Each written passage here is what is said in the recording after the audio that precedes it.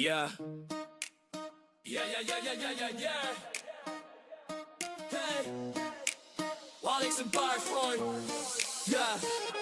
Yo, gather around the hookah, light up that shisha glow. EA just got scooped by the Saudi fund, yo, 55 below. Public investment fund, riding in a camel caravan. Taking battlefield private, now with Sandstorm in the plan. Remember SimCity disasters, build a skyline, watch it crash. Now with PF Cash, they'll build a holders at Empire in the flash. Mad in NFL, you used to draft a squad for free, but now it's oil bearer known as pay to win the Lombardi trophy. Loot boxes spinning like a Sufi dancer in the night. Desert winds howling, but your wallet taking flight. Habibi, EA's gone Arabian. Genies granting greed, censorship bills on the pixels, planning microtransaction seats. From FIFA to FC, the kicks are getting pricey. Saudi sheikhs in the boardroom turning fun to frenzy. Loot boxes, paywalls, oh what a sight. EA's new jam, pay or perish in the doom delight. Apex Legends dropping high, Battle Royale in the rift. But post buyout, expect loot llamas with a Saudi twist. Open one up, get a camel skin or a burqa for your squad. Or blow 99 bucks on a legend that prays to the odd god. Star Wars Battlefront, lightsabers clashing in the stars. Now Jedi gotta fast for Ramadan, no for seals after darks. The Sims, build your dream house, but no boozy house party. Censorship squad raids the fridge, halal vibes only hardy hard. Dragon Age, Veil Guard, flopping like a bad hummus dip. Now they'll veil the dragons too, make them bow and skip the whip. Loot boxes spinning like a Sufi dancer in the night. Desert winds howling, but your wallet's taking flight. Habibi, EA's gone Arabian. Genies granting greed, censorship bills on the pixels, planning microtransaction seats. From FIFA to FC, the kicks are getting pricey. Saudi sheikhs in the boardroom turning fun to frenzy. Loot boxes, paywalls, oh what a sight. EA's new jam, pay or perish in the doom delight.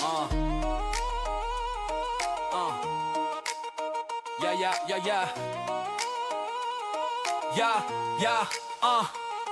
Word to the wise, gamers in the soak, beware the mirage. Kushner and Silver Lake lurking, turning pixels to a barrage. Used to rage quit over anthems crash, now it's oil crashes we fear. Monetization marching like a Hajj pilgrimage year after year. But hey, maybe next battlefield's got falafel drops and doom buggies. Just don't pray for fair play, cause the genie's all about them congruency. So raise your Toby to the takeover, from Redwood City to Riyadh.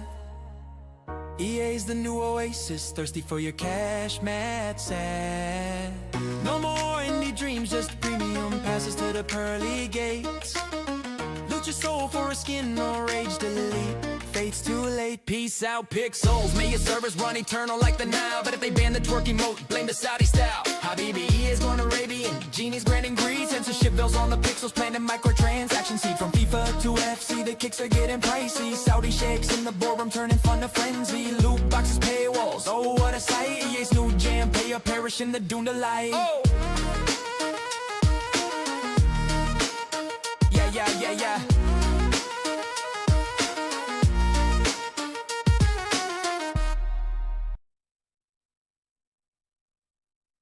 I'm vibing.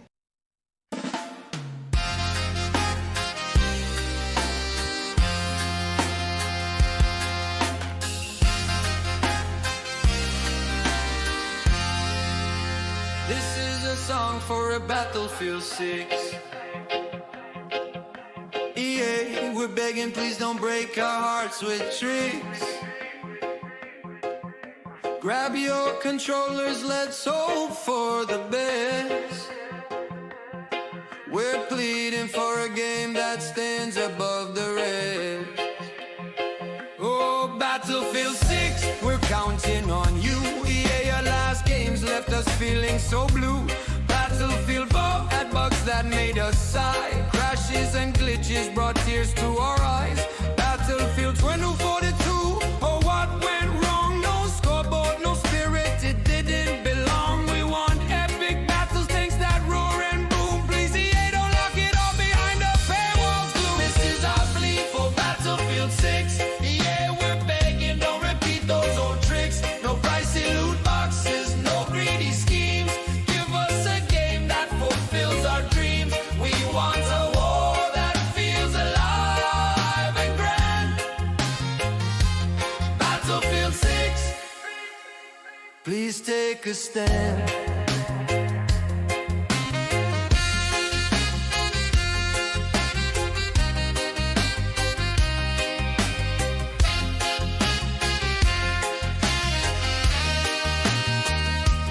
Gamers are praying from cities to towns. Don't mess this up, EA, don't let us down. We want maps that shine with beauty and flow, not a broken launch that steals the show. Your past few games, they stumbled and fell. Servers that crashed put us through pure hell, but we're holding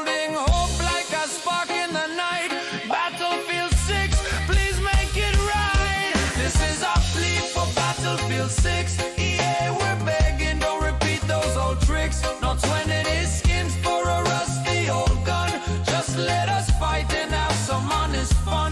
We want a war that feels alive and grand. Battlefield 6, please take a stand. Listen, yeah, we're down on our knees. No overpriced passes, we're begging you, please. We don't need a store for every single thing. Just give us jet squads and that battlefield ring. The world is watching from streams to the news. Hoping this game won't leave us confused. Make it feel alive, let the battles ignite. Battlefield 6, so please get it right. We dream of a game where the servers stay strong, where the hitboxes work and the lag is long gone. No more pre-order now for a shiny new knife. Just give us the chaos that brings war to life. With the frostbite engine, make the visuals glow. Take your time, EA, let the quality show. The world's holding its breath from New York to Nome. Battlefield 6, bring the soldiers back home. This is our plea for Battlefield 6. EA, we're begging, don't repeat those old tricks. No pricey loot boxes, no greedy schemes. Give us a game that fulfills our dreams. We want a war that feels alive and grand. Battlefield 6, please take a stand.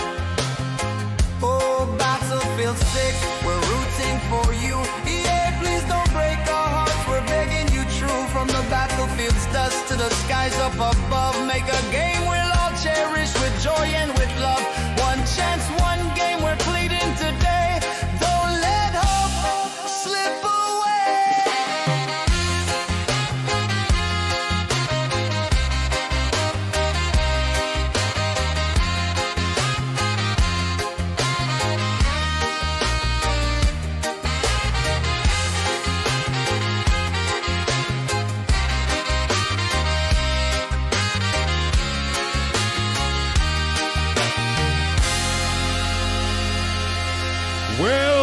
Welcome everybody.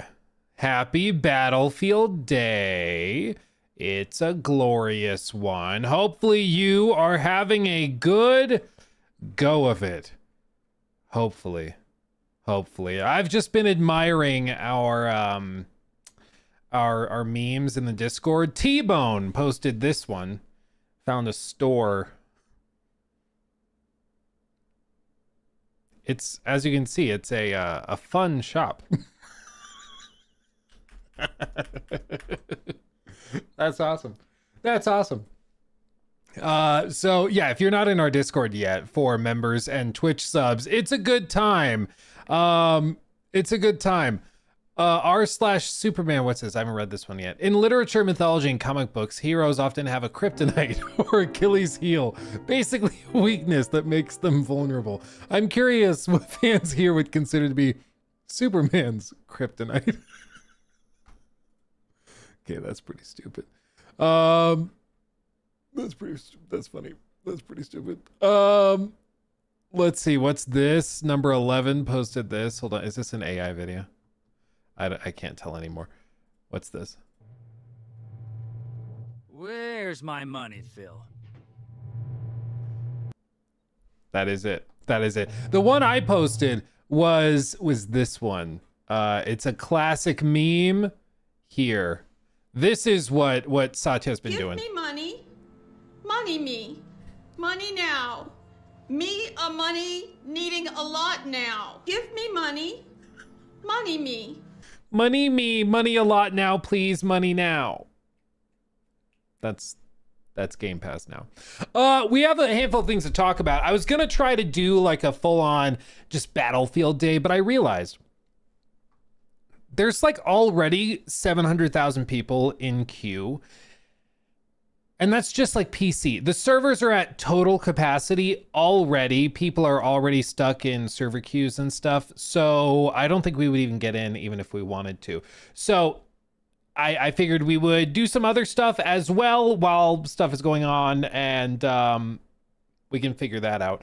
But yeah, I mean, I figured it wouldn't be that entertaining if we're just sitting on a loading screen in queue. So we've got some other stuff to talk about. Of course, we have the news that broke a couple days ago, right after I got off stream, which was that there was an Assassin's Creed game that was canned. So we'll talk about that because I do have some thoughts.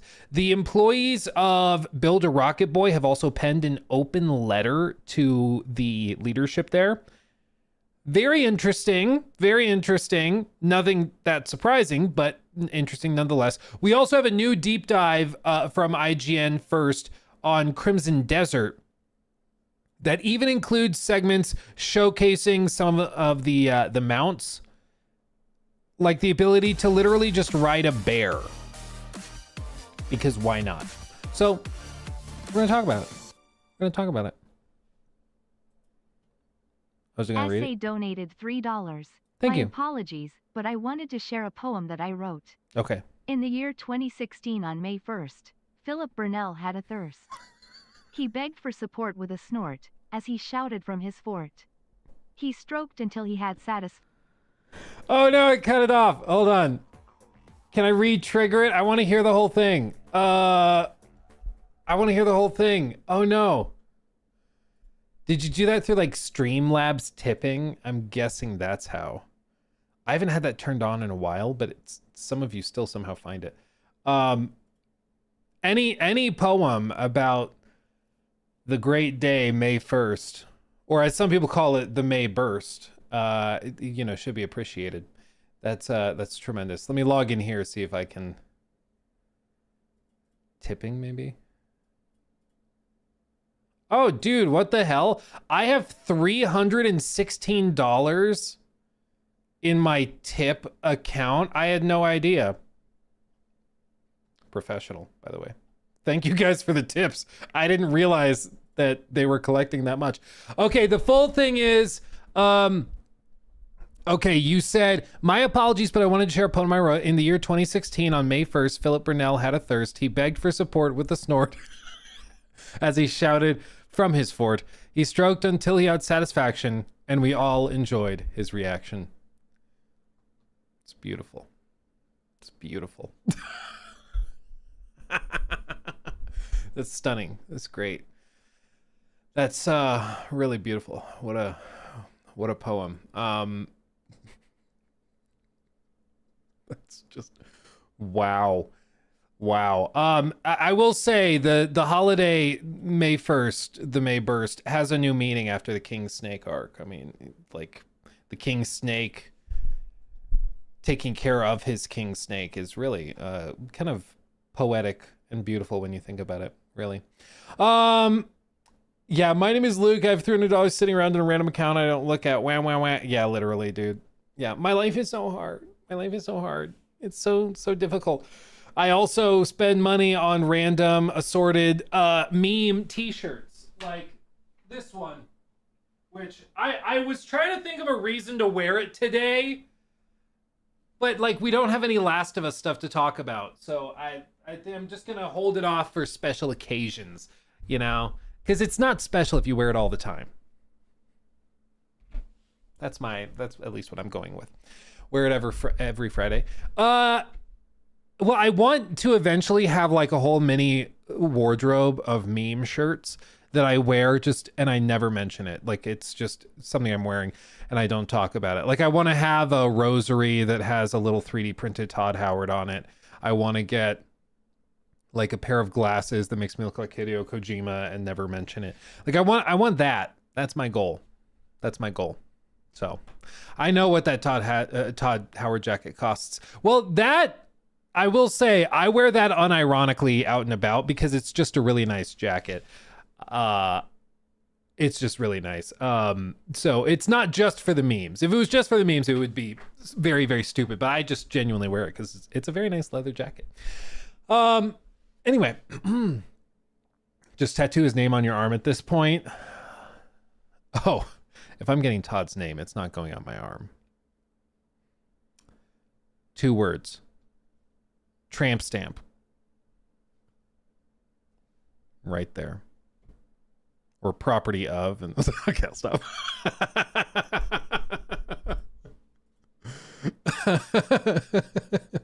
Oh, I shouldn't be allowed to stream like this. I can't be trusted.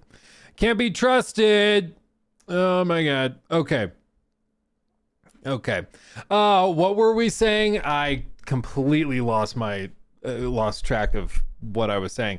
Raphael, thank you for the 16 months. Need this song. Yeah, dude, you got to come to the streams right as they're starting because you get to hear the really random and assorted and eclectic collection of video game related brain rot songs. That's just what you get. It's part of the package. Tim Fisher, thank you for the 10 again. Very generous. Balls is what you said. I agree. And the Norman Conquest, thank you for the 5. Today was going to be Battlefield 6 day for me, but they added Daredevil to Rivals, and he's an absolute beast. I did see that they had an update for that. I haven't checked it out yet, though. I do think that it's cool when they add new characters and stuff. I'm just frustrated that it feels like every time they add a new character, they're super broken, and so then it's like everybody uses them and then they nerf them too hard the other way, and then it takes like another 3 months before they get balanced with everything else. But I guess that's just par for the course. It's better than what some games used to do. Like, you remember back when I think it was Overwatch. With Overwatch, you had to pay to get access to the heroes before they updated it, and they would release new heroes that were super broken and very powerful. So it was just like, yeah, if you want to be competitive, you have to buy it and compete that way. And Call of Duty did the same thing, but more frequently, because Call of Duty would do it through guns. So they would have a new blueprint that was super busted, and it was like, hey, if you want to get access to this gun that's necessary to compete, you have to spend money on it. Like, you remember the old days with the gallantry in Warzone or DMR Zone or any of those? Just super busted. Like, if you didn't spend money on it, you just couldn't compete. You didn't have to spend money, but if you wanted a chance at winning, you had to. And then after you like collected all the money from people, they update it, balance it, drop its effectiveness, and then break another gun. You know, and it was always fascinating because every time they busted a gun and it became super OP, it always happened to be available for sale in the store. Isn't that weird how that works? Isn't that weird? Strange. Wonder how that works. The great Dubdoob, thank you for becoming a member. Appreciate you. Appreciate you. Can you react to the PS6 video and news? Asks Chanster. I was gonna try to do like a look at it. I just honestly don't know. Like, there's not a whole lot to work with, frankly. Cool game. Like, Mark Cerny is a cool guy. I think he'd be really fun to chat with. But he also talks in all lowercase. Gaming tech with Sony, and I couldn't think of a better person to walk us through it than my good friend Mark Cerny. Mark, thank you so much for coming out to Austin. My pleasure. My pleasure. I've asked Mark to join me to pop open the box and give you a peek at some of the gaming breakthroughs we've been working on together behind the scenes. Yes, we've been busy, that's for sure. So today it seemed like it might be fun to share a bit about the brand new technologies being developed. Basically, very long story short, 9-minute story short. They don't show anything, of course, because all of this is still very much in development. But their goal is to effectively just make the PlayStation 6 the PlayStation 5 Pro on steroids, which is kind of standard. They want all of those features that they established this generation to become much more robust next generation. So things like path tracing they're seeking. They want overhauled PSSR tech, so they're going to have new capabilities for improved upscalers and stuff. It's just doubling down on all of it. So if you're hoping that like, oh, we'll go back to native rendering, no, that's not what's happening. They're just going to continue doubling down on it. Same with NVIDIA and everything else, because that's where we are. It's why, like, I kind of feel like an old man screaming at clouds when I'm like, I want to play my games natively. It's like, that's just not how they're doing it anymore. It's just not how they're doing it. What are you going to do? It's above my pay grade, I'll tell you what. As for everything else, like what it'll be comparable to, they say it's a few years off. That's the verbiage they use, so people are inferring from that. Okay, a few means 3 or more, usually 3. Which would put it in time for probably holiday 28, which lines up about right. Some people were hoping it would come out maybe 27, but it seems like everything's getting pushed back a little bit. So it looks like it's going to be an 8-year console cycle, which is a little bit long. Most of them tend to be like in that 7-ish year range. Last time it was 7 years, but this time it looks like it's going to be 8, which I think is okay, given that we went through COVID and the dark times. So it's not unreasonable to me. Not unreasonable to me. But other than that, really not a lot to go on, because again, it's early in development. They're not going to share anything like totally cutting edge. It's just kind of like, yep, it's coming, which you knew it's coming, and it's like 3 years away probably. So that's about it. That's about it. Anywho. So what else we got? Should we look at oh, this was genuinely kind of cool. I do want to show you this. I have a couple of fun little things to show you, because I hadn't seen these before, but now that I've seen them, I can't unsee them. So look at this. Okay, do you guys remember the viral clip that went around the internet like a month ago, 2 months ago? And it was basically this one snippet that looked really cool from Dissimulate. Let me see if I can pull it up. Dissimulate. Yeah, this one. Okay. New little segment. So you guys remember this clip that went viral a matter of like a month ago, or I guess a few months ago, in July of 2025. It was this little snippet, and it's just showing a character with like basic pixel art arms walking down a road towards a big castle in the distance. It's a hybrid of like pixel art, but it's also 3D, and it's very beautiful. Turns out, as we found out later, this was all AI generated. So they did an AI generated picture and then put it into one of these like AI like Grok Imagine things and asked it to move, and this is what it produced. It was not the only one they produced. They produced a few others. This is just the one that clicked with people for whatever reason and went viral as a result. And immediately people were like, oh my God, this looks so cool. This is amazing. It's beautiful. And once people started digging into it more, they're like, oh, well, it's just like AI. Oh, so it's not an actual game. And a handful of people started trying to experiment with it and see if they could get something running, but it's very, very difficult. And, you know, even with this, it's relatively easy to just put in a prompt into an AI image generator and get something like this, which looks pretty, but there's a huge difference between making this through like image generation through Midjourney or something and making a video game that looks like this, right? Well, there is a game made by actual people. And they are in the earliest stages of development, but they shared a work in progress sort of teaser of what they're working on. And this is it. This is from an actual team that actually is making something in the game. And it's called Starhelm Studios. You can actually wishlist it right now. Project Shadowglass. But basically what they've been able to do is to build out a 3D world. They use all sorts of extra filters to pixelate it. And then they also have what seem to be some specific rules based on the distance of the objects to change how the pixel art is calculated. So you end up with these more sturdy, like billboards as they appear in the distance, while the close-up objects can pixelate and change much more quickly, as you can see. And I think it looks really, really good. I think this honestly is very, very impressive. It's not easy to make something like this look good.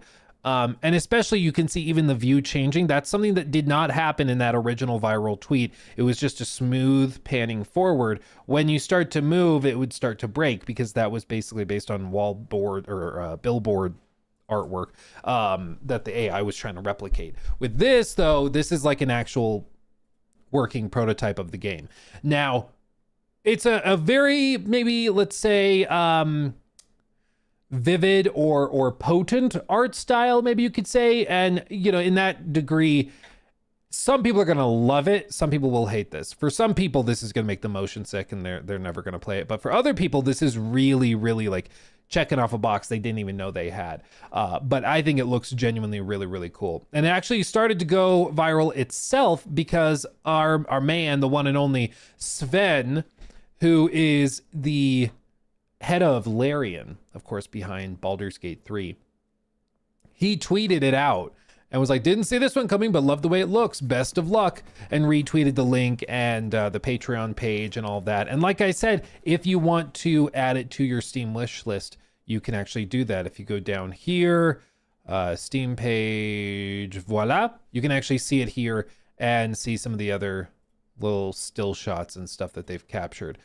Really interesting. I hope that they actually can get this across the finish line because I think clearly people are interested in it. It's just really, really difficult to get 3D pixel art graphics to work and look even half decent. So props to them. I recommend you check it out, add it to your wish list so you can at least keep an eye on it.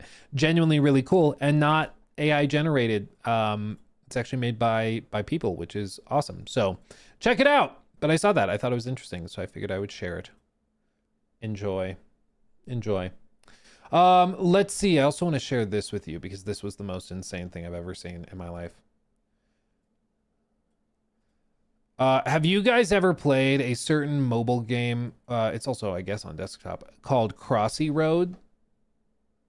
Crossy Road.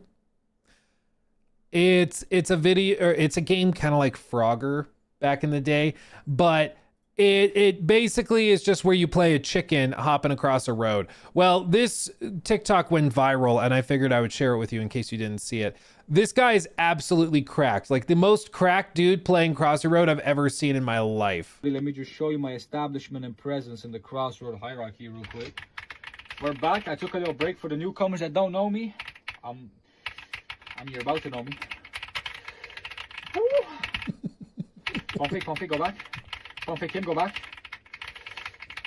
See, I still got it, bro. Oh, yeah. Purple car got a fucking edge, bro. Really? Config him, go back. I never thought I'd see somebody totally cracked in Crossy Road. Oh, man, give me some fucking road, bro. What is this, Aquaman? But, dude. Ooh! I wonder how many hours he has. Like, is this like one of those videos where you see, and it's like Elden Ring after 1,000 hours, or Assassin's Creed 2 after 1,000 hours? Is that what this is? This is Crossy Road after 1,000 hours. Okay. Oh, fuck that chicken. Come on, move, bro. Fuck that train. Pump fake him. Woo! Go back. Pump fake him. Bro. Pump fake him. Go back. Full box him. Go back. Don't wait for the train. Like what? Oh, yeah. He just keeps going. I think girls a lot of time are like, what are guys doing when they lock themselves in their room Never mind. and then put on their headset? Like, what are they doing? This is what they're doing. I wonder if he's thinking about other girls right now. No, I'm thinking about this guy that's cracked on Crossy Road. Oh. Dude. Come on. Pump fake him, go back. Pump fake him, go back. Pump fake him. Don't wait for the train. Like, dude. Please move your fat ass. Oh my god, his BBL almost killed me. Okay, calm down, bro. What the oh. Little pit stop. You know what? We'll take it. Can I fit through there? Of course I can, bro. What? Of course I can. Like, Luke, when does this end? Okay, exactly. Booty fuck me, but We're in too deep now. We have to see it through to its end. oh my god, I'm getting shoulder pain, bro. I'm gonna get myself hospitalized playing this shit. I'm getting shoulder pain. Oh. Ooh. Okay, 600 almost. Dude. We're falling, bro.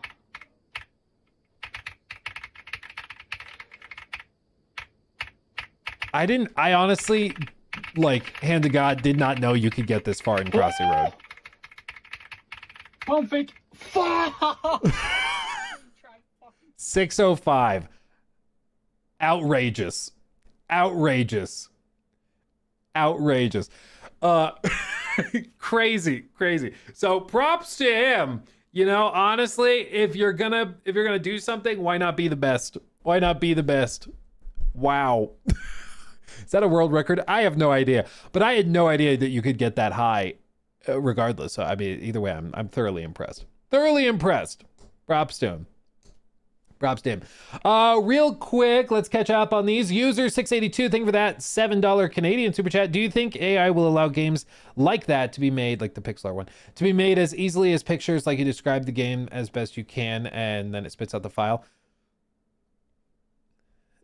I mean, there are. Let me show you what Elon tweeted. Let me show you what Elon tweeted. Okay. Or retweeted, I guess. Apparently he's tweeted a lot. Oh God. There was one clip. Here it is. Here, he retweeted this. He was retweeting this guy, Alex Utopia. AI is the future of gaming and image generation like Grok Imagine, predicting one frame after another in real time. That's ultimately what these AI game generators are doing right now. Is they're creating like an image, and then they're trying to alter the image and generate subsequent frames based on your inputs, which is what some of them have been able to do. Google has one that they've worked on through DeepMind, which is their like big platform. I think it's called DeepMind. And it works well for little snippets like this, little bitty bits where you see little tidbits of gameplay. But because of how they work, they're not built like video game engines are. Video game engines are built with like assets and environments. If you go back, you go up around this mountain, you come back around, this like water tower thing will still be there in a normal video game. For a lot of these, or all of these AI game engines I've seen, they don't remember that. Like they're just producing another frame based on what they think should come next, based off of where they think you're changing the camera angle and stuff. So it's not actually doing the same thing video games do. It's creating an illusion of a game. It's not creating a game. It also, I think, is so like tell me you don't know what a video game is without telling me you don't know what a video game is. For some of these people that think that you can just like mindlessly create it with an AI. Like, video games include systems, they include design, they include balancing, they include gameplay loops crafted to keep you engaged, and to like the open world is designed in a very particular way. So when you're standing over here, this thing in the distance catches your eye and draws you over there. Like there's a lot more that goes into it than just like, oh, well, it looks kind of cool for a brief moment. This, if it were a video game, I guarantee you would not be fun. It might initially be interesting, like, oh, a big environment to run around in, assuming you could do that. But that doesn't mean that it's going to be populated with interesting things or with stories that are captivating and compelling. It's just like, again, an illusion of a game. And you can tell it's been trained on Assassin's Creed. It's been trained on video clips maybe of like the Witcher 3, or maybe video game clips of, I don't know, Dishonored or something. Like it's been trained on all these various little clips, which is why they all look just ever so slightly reminiscent. But like this, why are these rear view mirrors on the very front of the vehicle? It doesn't make sense. You're looking from the driver's perspective and it reflects just straight back the hood of whatever vehicle you're driving. Like it doesn't actually make sense when you start to look into it more and think about what you're seeing. It's just good for like quick glimpses. You also see here, like as you move through the environment, it starts to extrapolate from something that was in the previous frames that there should be an object there. So it adds in a rock or an asteroid there. And then you'll see it happen again up here where it interpolates another one. And then it just kind of generates even more in the distance that weren't there before because it thinks that there should be one there. Same thing with the backpack. None of this makes any sense. It's like you can tell it's a gun barrel that it was generating, and then it kind of interpolated from that, but it doesn't have any like logic to it. It's again just an illusion of what they think, what the AI thinks like this game would look like. So I personally don't think that there's gonna, at least anytime soon, be a day where you can like just type in, make the best open world game, make it sci-fi and inspired by Mass Effect. I just don't see that ever happening. In terms of and like, don't just take my word for it. Strauss Zelnick, who is the CEO of Take-Two Interactive, runs a multi-billion-dollar company, has every incentive in the world to talk about AI and how powerful it is and all of that. And Strauss Zelnick even said in an interview with CNBC that we looked at on stream, he was like, no, AI by their very nature are derivative, which just means in a very, very simplistic way, what AI tools, current model, like modern ones, what they are doing is they are trained on data. So you take data, maybe it's gameplay footage of Cyberpunk, gameplay footage of The Witcher 3, gameplay footage of Mass Effect, gameplay footage of Concord, gameplay footage of Call of Duty, and it's trained on all of those clips. And then it creates a neural network that kind of derives from that information, similarities, and infers what you'd like to see when you put in certain prompts inspired by Mass Effect. And it pulls from this training over here. I don't know what kind of arrow that is, but it pulls from that training. And you say, oh, and maybe have an open world that looks like The Witcher 3. So it's going to pull from this data over here. But ultimately, by their very nature, they're not creating anything. They are replicating things. They're creating shadows of something that they saw and were trained on previously. It's just different. It's just different. So what Strauss Zelnick was just saying is the future of video games, and the best video games, the most compelling video games, are ones that are created by talented artists and designers. They're not ones that are synthetically replicated from little pieces of a bunch of other stuff. That's just not how it works.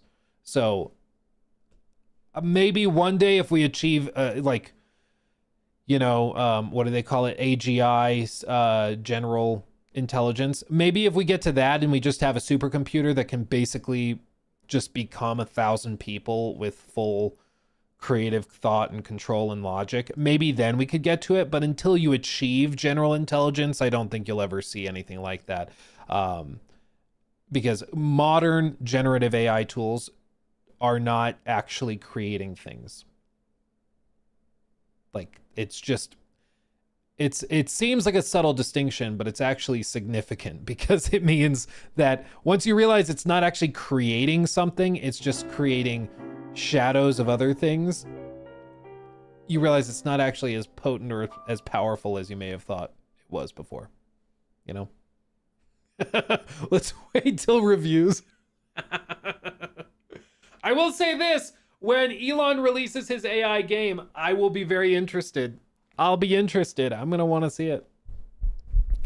Yeah, Waldrada mentions, not without object permanence and accurate world representation, it won't.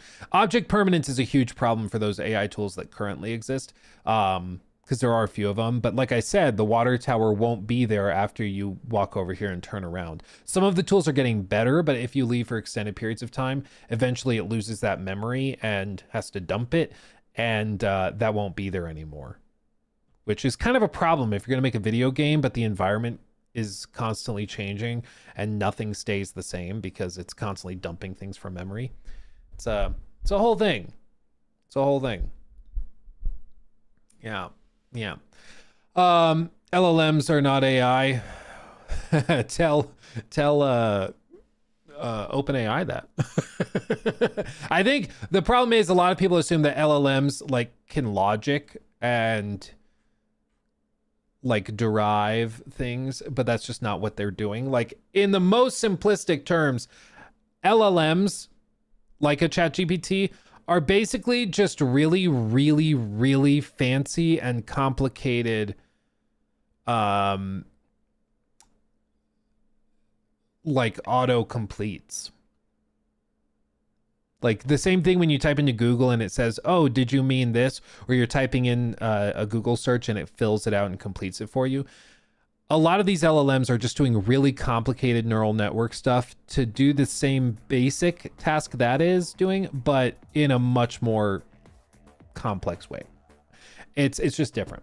Which is why AGI is on a whole other level. That's why we're not even in that universe. Happy Friday, man. Did you see the combat and mount breakdown IGN put out yesterday for Crimson Desert? Yeah. Your coverage of that game has been great to hear. Thank you, Final Kraken. And yes, I do have that pulled up. We are going to look at it because it looks pretty fire. And I hope to have some more unique things with Crimson Desert to share soon.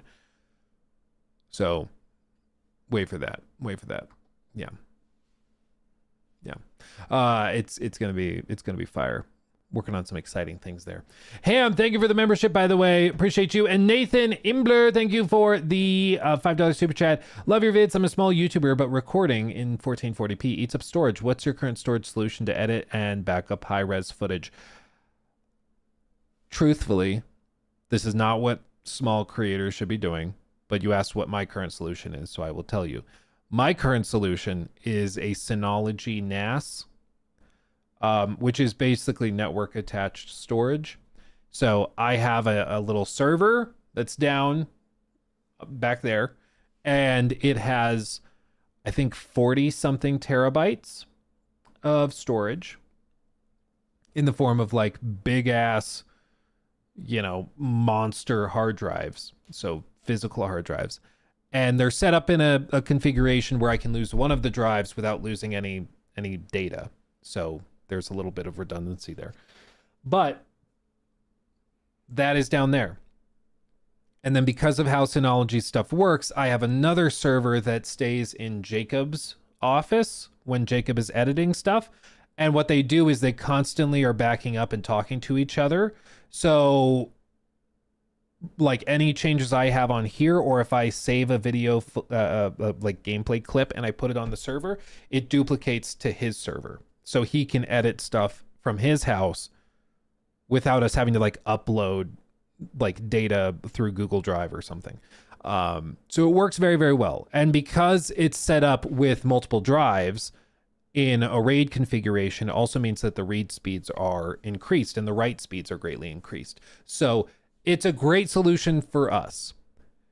It's still probably, I don't remember exactly how much it was. It's probably like $1,000 to $2,000 for each server. So for Jacob's was like, $1,200. Mine was like $1,200 to $1,500. But for us, over the course of a year, we would have spent that on Google Drive storage if we were using that instead of this. And then now we have it locally, we have it physically. It works better for us than a Google Drive would have worked. So it's a good it's a good thing for us. As for what I would recommend to you if you're just starting, like literally just go on.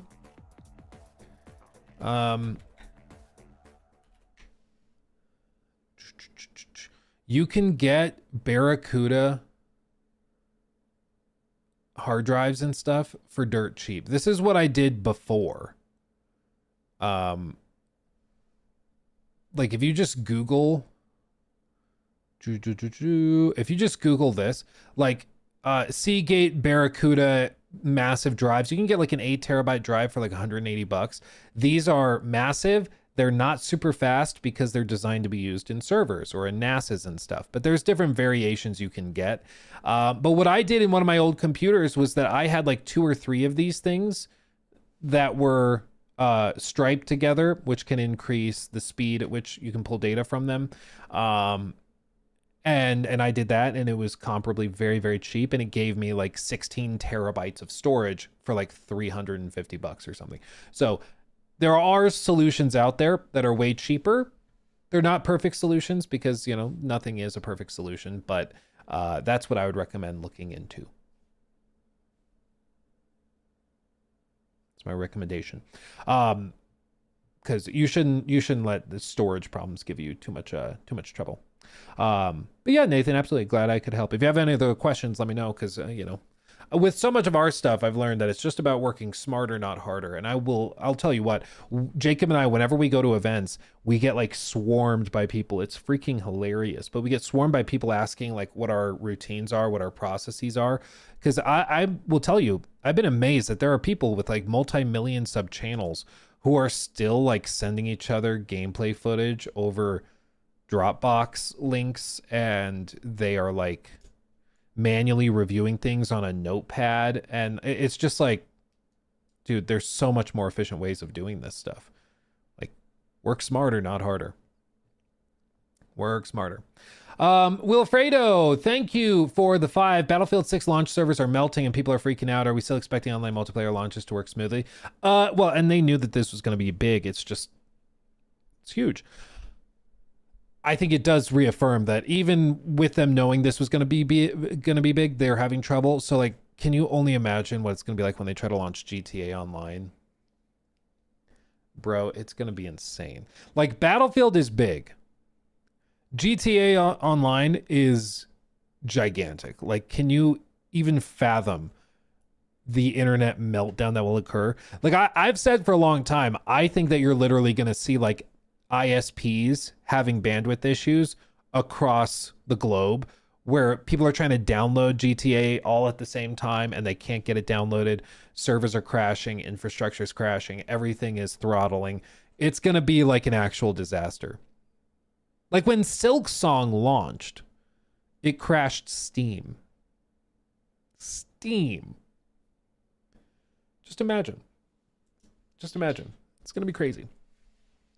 Yeah. Yeah. Kids aren't even out of school in the US yet. Dude, yeah, I mean, later today, it's probably going to be spiking even harder. Tomorrow, Saturday, it's going to be huge. It's going to be a whole thing. Yeah. Yeah. Okay. Let's do this. I want to talk about this real quick. Yeah,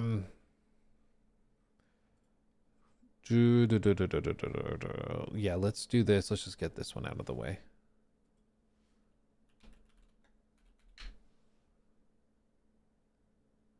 Okay. News, man. So do we all remember the epic game Mind's Eye? We all remember that, or do we keep it in our mind's eye? Well, I do. This video gameplay overview has 666,000 views. How poetic. As you can see, it was a game that came out earlier back in June.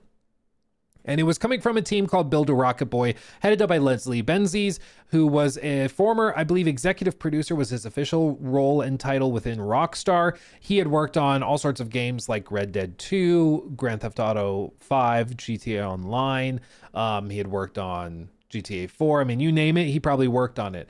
And that built him up a pretty incredible reputation, and he got a bunch of funding to put together Mind's Eye, which was technically a secondary product that came after their initial project, which was Everywhere, which was going to be sort of a Roblox Fortnite hybrid.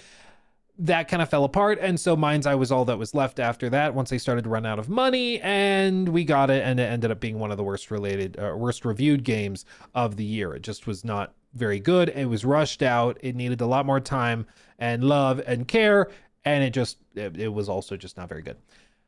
Now, this was made, by all accounts, by a team that was very, very talented. The cutscenes, for example, within Mind's Eye were genuinely very, very impressive. The motion capture was really good. Graphically, in terms of still shots and stuff, the game looked really good. It was made by people that knew what they were doing. They just didn't have a lot of time. And what's interesting is we heard rumblings at the time of how dysfunctional the studio was, but now that's been confirmed. So for example, I made a video back in, I believe it was late May, where I looked at Glassdoor reviews, which is sort of a website where you can go and review your employer. And the reviews were not great. I mean, the reviews were, dare I say, bad. People saying that if you wanted to keep your job, not even get promoted, if you wanted to keep your job, you had to agree with everything executive leadership was saying. Very few of the reviews would specifically call out the name of Leslie Benzies, but they were also saying just generally leadership is all about ego. You have to tell them what they want to hear, even if you disagree. People who disagree and are known to disagree don't last long. They tend to get laid off quickly, or their contract isn't renewed if they're a contracted employee. All of that just like stupid, toxic stuff that we've heard about from all sorts of studios. Well, in the aftermath of the launch of Mind's Eye, things have not been great. They've been laying people off. They've been trying to figure stuff out. And now we have a post from the IWGB, Game Workers Collective, or whatever you want to call it. But as you can see here, they issued an open letter to executive leadership. As you can see, it's the Game Workers branch of the Independent Workers of Great Britain. I'm assuming it's a union. But ex-workers and employees at Build a Rocket Boy, together with the IWGB, are writing to address the longstanding disrespect and mistreatment of your staff. For years, you've expected them to adapt to your every whim, with those in disagreement being shut down or cast aside. We estimate a UK majority of 250 to 300 workers across the company have now lost their livelihoods. These layoffs happen because you repeatedly refuse to listen to your workforce's years of experience, resulting in one of the worst video game launches this decade. Ooh. Here are just a few of the issues we have faced under your management. Lack of transparency and communication. You've consistently failed to effectively communicate with the workers whose expertise the company relies on. The information has been sparse and vague, with you often making radical changes to the way we worked with little to no input from those affected. Unbearable levels of overtime, crunch, in other words. In the 4 months leading up to the launch of Mind's Eye, you implemented a mandatory 8 hours of overtime per week for every single employee. Time off in lieu was given at a rate of 7 hours back for every 8 hours worked, but many have still not been able to take this time off due to your continued requests for extra high priority work even after launch. The disastrous handling of redundancies. Also, this, just to be clear, it's sort of like one of the sneaky ways companies can get around requiring people to crunch, where they will say, well, if you crunch for 8 hours and you overwork, you do overtime for 8 hours, we'll give you time off on the back end. So you can take time off later to make up for it. And there's two problems with that. For one, it doesn't change the fact that you're asking people to to work extra for months on end. Like that's just a problem to begin with. But secondly, and I haven't confirmed with these specific individuals, but I've heard about it at other studios where this type of thing has been promised. It doesn't do you a lot of good if you're laid off. Some companies will allow you to pay out your time off that you've been granted. Kind of like if you have vacation time and you can cash that out when you leave the company. That's true. But it's just Arkham dependent on Vigilante the individual donated company $20 through regulations, Super all Chat. that. Hey Luke, why won't anyone make an Avatar game? I thought Platinum was close with Korra, but they just had to add those Temple Run sections. Love the channel. Have a great day. Thank you, my friend. Thank you. I'm assuming you mean Avatar Airbender, not Avatar Smurf People, because they did make the Smurf People game. As for why they won't make it, I think it might be a little past its heyday, like in terms of cultural relevance. But I mean, never say never. They've tried to reboot the franchise a few times with movies and with the reboot. Was it a TV show or was it just a movie? I think it might have just been a movie. But they've tried to reignite it a few times. So never say never. They might. There's a Netflix series coming soon. Also, I mean, if that pops off and it explodes in popularity, I bet you'd see something get greenlit. You never know. You never know. So never say never. Thank you for the 20. That's outrageously generous. Poggers, dare I say. Thank you, my friend. So just mentioning that a lot of the time companies are required to pay it out even if they do lay you off and pay it out that way. I've heard stories of that not happening, because if they fire you and lay you off with cause, it's like when you're fired, they can say we don't need to pay you out because you were fired, so you didn't leave on good terms.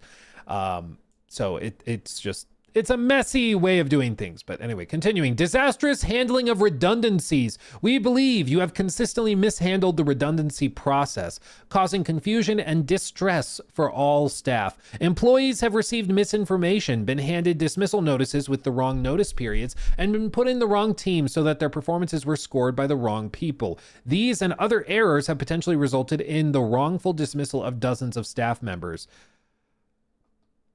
But I can't say I'm surprised that management is seemingly largely incompetent, given the quality of the end product.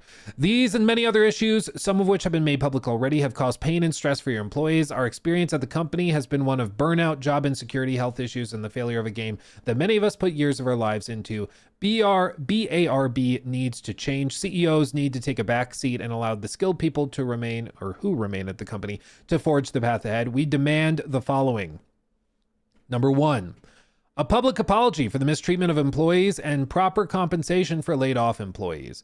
2, the option for remaining employees on redundancy notice to either work their notice period or take payment in lieu of notice, or pilon. A concerted, meaningful, and documented effort to improve conditions and processes within the company, including the acknowledgement of the IWGB as a trade union, and 4, a commitment to use official external partners to action any future redundancies and prevent unfair treatment. Mark Gerhard and Leslie Benzies, you often refer to your employees as family, but we ask you to consider, is this really how you treat your own? Boom. Drop the mic. In solidarity, 93 BARB employees and ex-employees and the IWGB game workers. To break this down, I mean, honestly, I think at this point, I think that Build a Rocket Boy may not be long for this world, primarily because I don't know anybody who's going to give them any money. I mean, they were seemingly already strapped for cash. They got a publishing deal with IO Interactive, which is the same company that makes the 007 game, Hitman, and all those. And that seems to have been a deal that IOI was not thrilled with the results of. So I don't think IOI is going to give them more money. I don't know what other publisher would give them more money. And then if you're like, hey, well, maybe they'll sell to someone, who's going to want to buy them? Like, what would they get for it? Like, do you think the Saudi Arabian private investment fund is going to go and be like, yeah, we want that game that flopped. We want you guys. Let's buy them up. So I don't think they're going to get bought out by anybody. I don't think they have any IP or anything that's considered super valuable. The leadership and expertise has been demonstrated to not at least be that valuable because they made it one of the biggest flops of the year. So I just don't know what leverage they have to negotiate more funding. And God knows they're not getting a lot of money pouring in from Mind's Eye. So where is the money going to come from? I genuinely don't know, and I don't see it coming about. As for coming together and acknowledging the union, I would be shocked if they ever were to do that. I don't think they have responded to this officially.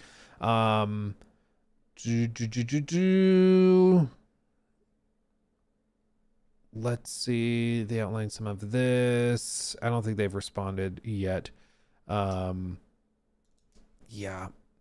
I don't think they've responded to it officially. I mean, frankly, I don't think they'll acknowledge the union because that's just going to increase costs and rigidity, meaning they can't fire people quickly, which they probably will need to do frantically in the coming months. And as for apologies, the thing and the reason why most companies don't want to do apologies is because it can often admit fault, which then can open them up to liability for lawsuits and stuff. So if they go and say, hey, yeah, we're sorry for mistreating all of you for so long and turning a blind eye to mistreatment of employees, they're basically admitting that there was mistreatment of employees, which opens them up to litigation. So they don't want to do that. So I don't think they'll do that. Proper compensation for laid off employees. I don't know why they would pay employees they already fired, so I don't think that would happen. Number 2, the option for remaining employees on redundancy notice to either work their notice period or take payment in lieu of notice, which basically just means that you've told me that you're going to fire me, basically. I want to leave now. That seems very reasonable. I don't see why they should have a problem meeting that demand. 3, a concerted, meaningful, documented effort to improve conditions and processes within the company. This would genuinely be really, really good. But I mean, again, I don't think the company is long for this world anyways. And including the acknowledgement of the IWGB as a trade union. Again, most big corporations are petrified of unionization and will not acknowledge it. So again, I don't think that they'll acknowledge it or do this. And then 4, a commitment to use official external partners to action any future redundancies and prevent unfair treatment. This is something that's very common when a company is undergoing major restructuring. They'll often bring in a third-party consultancy group. I actually have some people I know that own a company with like, I think it's like 50 employees or something like that. It's not huge. But they needed to do major financial restructuring because they were having some troubles. So they brought in a consultant group from like New York City, and they came in, reviewed all the finances and told them this person needs to go, this person needs to get promoted, this person goes, and they kind of did it from them for them from a third person outside perspective. Not emotional, no weird personal drama. It's just they don't know these people. They're just looking at them and evaluating the business as it is in a purely like numbers based way. So I think that would also be be good. It also probably would help them cut costs even faster. But realistically, I don't think that they're going to acknowledge them as a union. I don't think they're going to admit any wrongdoing or anything. I don't know why they would pay employees they've already fired. And I do think it's important to note that they call them family, but they clearly don't treat them very well. I agree. I've been talking about this since May, but I don't foresee any changes, frankly. Rafael Carvalho donated 54 Brazilian reals and 90 centavos through Super Chat. Thank you. Luke, sorry, but that BF6i song is gonna live rent-free if you don't help me. Please, what's the name? I'm sure that you, with a kind heart and a finance degree, Can help. Let me see if I can find it. Hold on, please hold. I can get it for you. While I do that. Yeah, I think it's tough because they are in a bad spot and nobody really, bought the game. Nobody's that interested in it. And at this point, the only potential, I think, recourse would be to come in and release a product that everybody's excited about and is willing to pay money for, but that's going to take years. And so they're trying to save Mind's Eye and patch it, which, to their credit, that's good to see. But it also, I think, is just too little, too late. So we'll see what they do if they ever acknowledge it. But I think this just reaffirms the idea that Builder Rockapoi is not long for this earth. Infinite Tranquilo _ There it donated is. Just linked it in $10 through chat. Super Chat.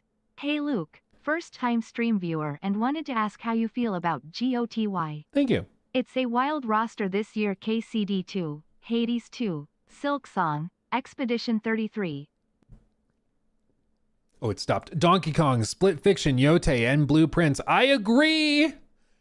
And that's not even throwing in some of the other games that people will be upset if they're not included, like Death Stranding 2, for example. A lot of people are hoping to see that. It's no doubt going to be absolutely stacked. No doubt. For me, at this point, it's basically coming down to probably one of two options. And I think that's Expedition 33 and KCD 2. A lot of other amazing games this year.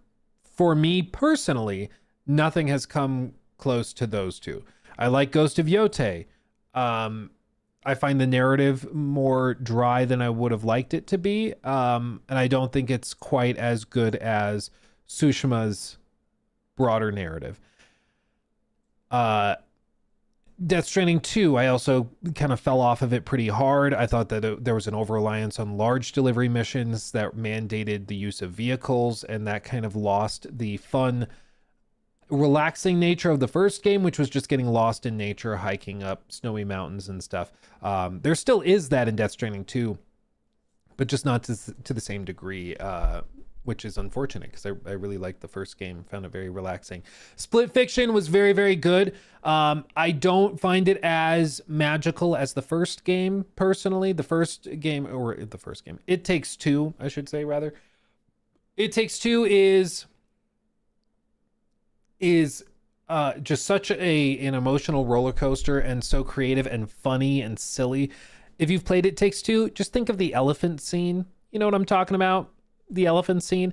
So good, so clever, so unique. And in Split Fiction, they have a lot of amazing gameplay and lots of clever ideas, but it just never felt that unique to me, that magical, not as silly, So there's that.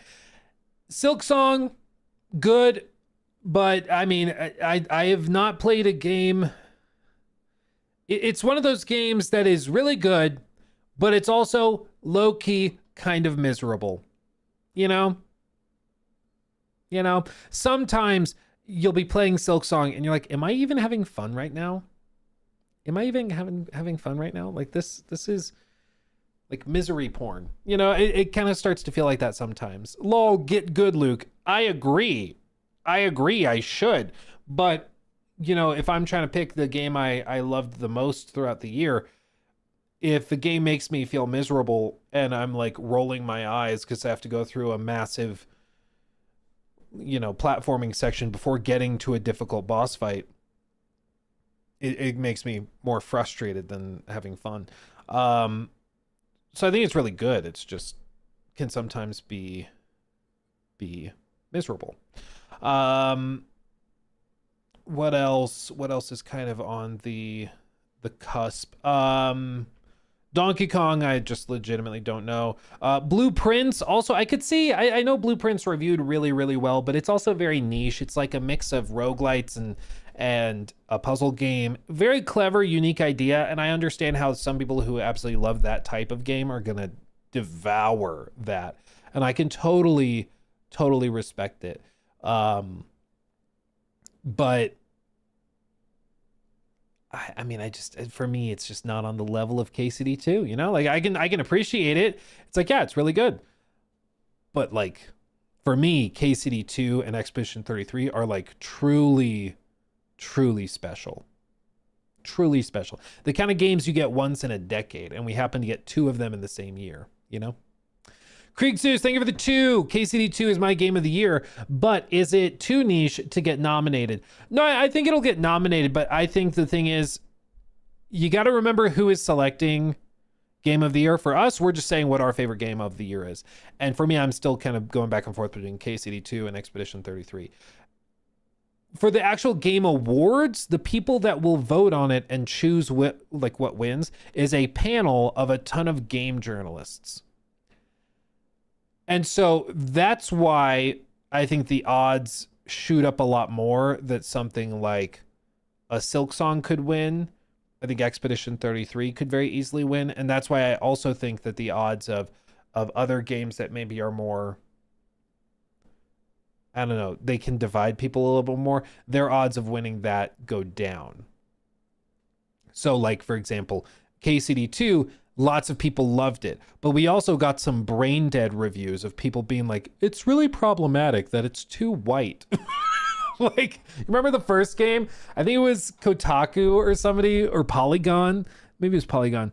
They wrote an article saying it was really problematic that this game set in Bohemia in the medieval period was like problematic because there were too many white people in it. It's like, bro, do you even know like what we're talking about right now? Like, what are you talking about? Eurogamer's KCD2 review was so brain dead that I've not wanted to load a Eurogamer article since reading it. It was so brain dead. It was so stupid. Yeah, they also came out swinging with the KCD2 review. Yeah, dude, it's so dumb. So dumb. But yeah, there's without a doubt, there's going to be a lot of really, really good games nominated. And it's going to be one of those years where they're going to announce the winner at the Game Awards. And I think a lot of people are going to go, fair, sure. May not be the one you personally chose, but you can't really argue that it was also very, very good. The one that surprises me that's just been totally lost in the discussion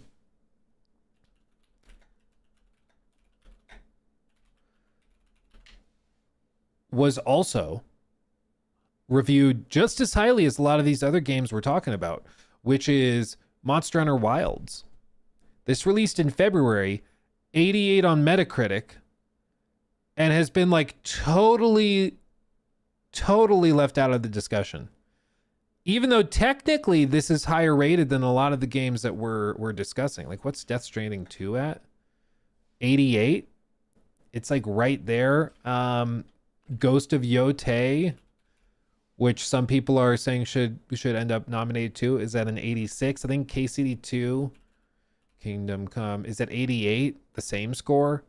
So, but I mean, I think it's because the narrative has shifted a ton. The performance is just absolute ass, so it's been dropped off. Technically it runs like shit. Well, it did at launch too. Like, that's what's frustrating me. In my impressions like video, the first video I did on it, I remember I mentioned, so gotta call it out, it runs like hot donkey ass. And we talked about it, mentioned it. A lot of people were willing to go along with it and just ignore the performance issues through the base game. But I think once the end game hit, people realized, okay, it's been like a month or two and they still haven't fixed it, but they're still releasing like crossovers between Final Fantasy and stuff, like, but they can't fix basic performance. They just don't care. But that's probably the most surprising one to me, is that reviewed very well and also sold insanely well, did like 10 million copies or something, and nobody's talking about it. It's bizarre. It's bizarre.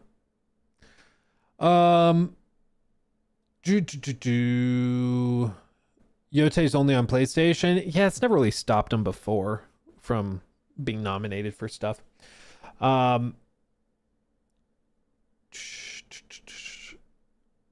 it came and went. I mean, that's certainly how it feels. I think once they get the big expansion, like basically their Iceborne, it'll help it blow up again. But until then, we'll see. Let's talk about this, because we've been beating around the bush a little bit. We gotta do it. We gotta do it. You know we do. You know we do. Thank you for all the new follows over on Twitch, by the way. Appreciate you guys. News, man.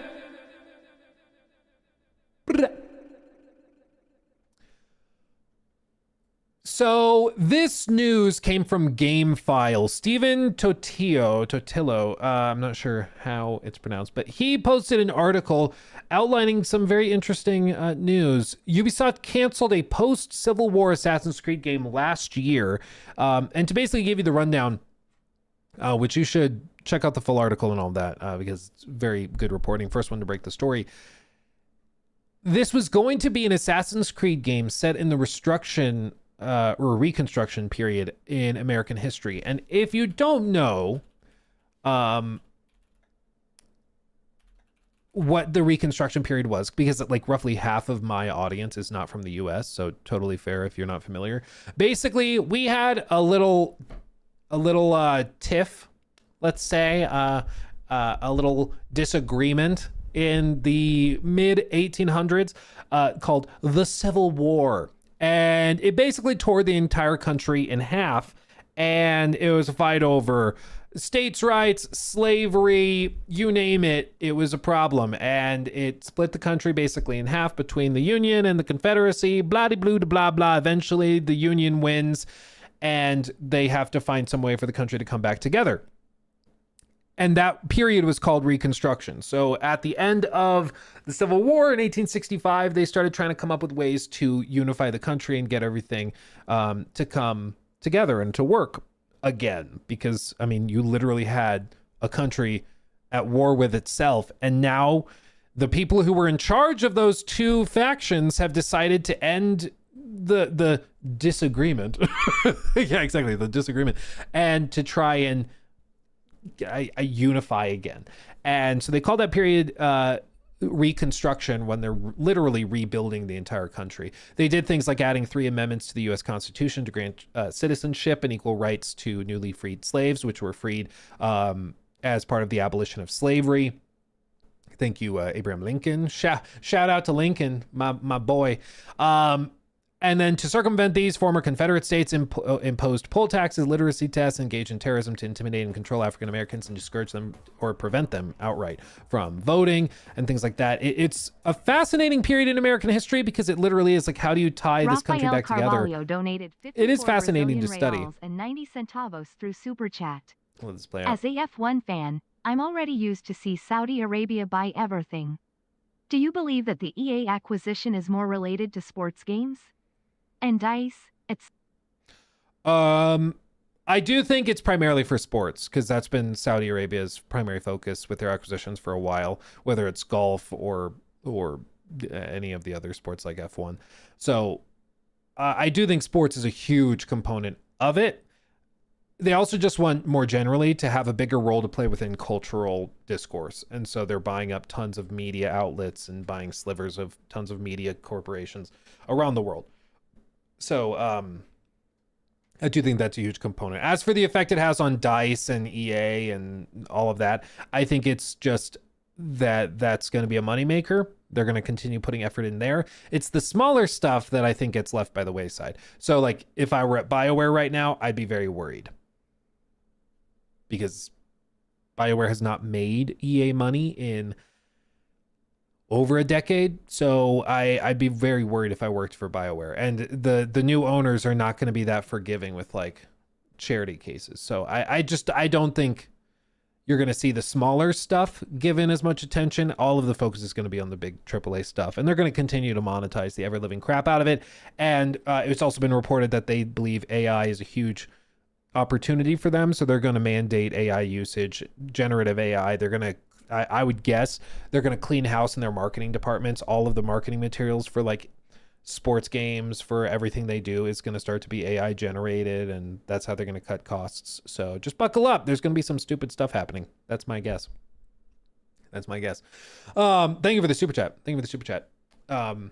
Anyway, what I was saying is all of this to say, the Reconstruction era is a fascinating period in American history, because I'm a firm believer that in stories, conflict is at the heart of all of them. Like, how you make an interesting story is that you have conflict, and then you explore that conflict and you navigate it.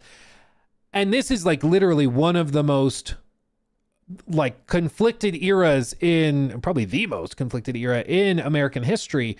And it's at a time where it's not just like active conflict, it's an attempt to kind of reunify and sort out the conflict, where there's some people that want the conflict to be resolved, others that don't and are pissed off that it's trying to be resolved. So it's like conflict upon conflict. And it's also very horrible, some of the stuff that was going on at the time as well. And so I think it'll be a very good time, or a very good period to explore in the form of a game that could tell that story, assuming the story is told well and respectfully, which we'll come back to, because that may be an assumption that is foolhardy to make. But basically what this was going to be was that it was going to have brought AC to this period, sometime in the 1860s and 70s, probably late 1860s, because the war ended 1865, and it'd be some period after that, because they would play as a black man who had been a former slave in the South, who moved west to start a new life, was recruited by the assassins, and then he would return to the South to fight for justice in a conflict that would, among other things, see him confront the emergence of the Ku Klux Klan. And this genuinely, I think, is like a very, very solid idea for a game, especially an Assassin's Creed game. Assassin's Creed games are about standing up to oppression, and I mean literally, like I mean, if you're talking about the Templars, I'm just gonna say, like, you already have the cross. I mean, it kind of writes itself, right? Like, the whole Templar storyline starts to kind of write itself. So I think it makes sense in the context of Assassin's Creed as a franchise. I think it's just genuinely an interesting period of time to explore in a historical setting. And I think if you were to write it well and explore it respectfully, it could genuinely be a useful thing to reflect on, not just as Americans, but internationally as well, because it's also a period that's not often discussed, at least in American schools. I went to a classical school where we like prided ourselves on learning history that maybe is not often discussed, and not just focusing on like the pop culture historical elements of our country, but even the nitty-gritty stuff. And we skipped over this real quick, because it was like, yeah, the Civil War happens. Okay, fast forward to like the early 1900s, and you just kind of skip over that 40-year period from 1865 to like 1905. So I think it could be really, really interesting to explore. However, according to interviews with 5 current and former Ubisoft employees who spoke to GameFile on the condition of anonymity, as you would expect, the people were enthusiastic about the game, but were also frustrated by its cancellation, which they perceived as Ubisoft bowing to controversy. 3 different sources told GameFile that word filtered through the company last July, so this would have been July of 2024, okay? Remember that they revealed AC Shadows earlier that year. June, they had the full reveal, and that's when the outrage started to kick off.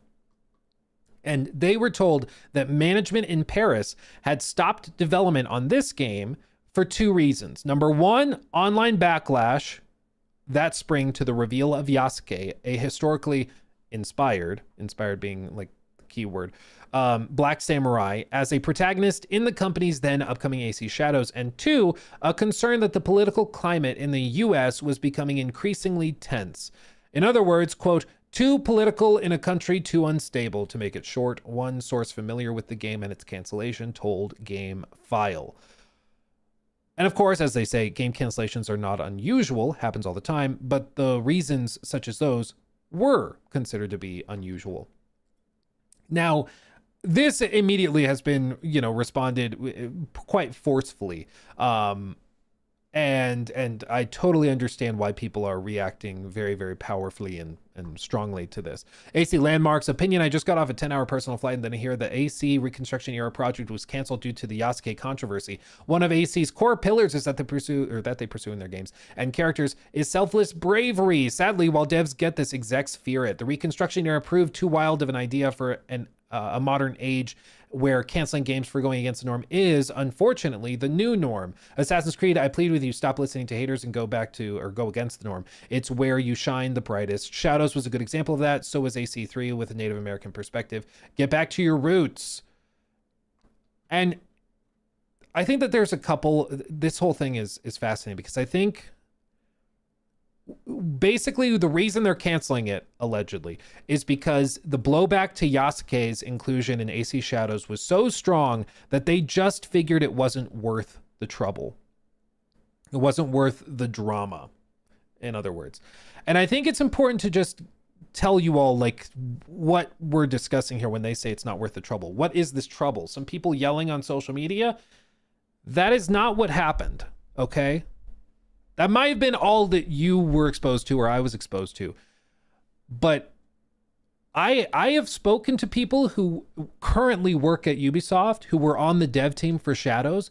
They, no joke, had to have increased security at the studio locations because they were receiving what they considered to be credible death threats against employees from some of these crazed people, okay? Not just people tweeting out crazy stuff, people that they thought were actually unhinged enough to come and do something. So they had to increase security. They had therapists and psychologists and psychiatrists coming in to the studio to talk with and help developers who were so distraught over these people that were not just coming and leaving comments on trailers for Yasuke in AC Shadows. They were going to their personal social media feeds. They were threatening the lives of their spouses, of their children, taking photos of the developers' children, and then doing stuff to the photos to like insinuate they were going to do something.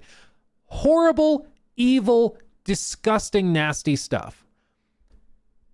On top of all of like the just practical business concerns of worrying about the marketing impact of what this will do when people are mass downvoting trailers and all of this. So I'm of the mind where I've seen and spoken to the people who went through this and some of the horrible crap they had to endure.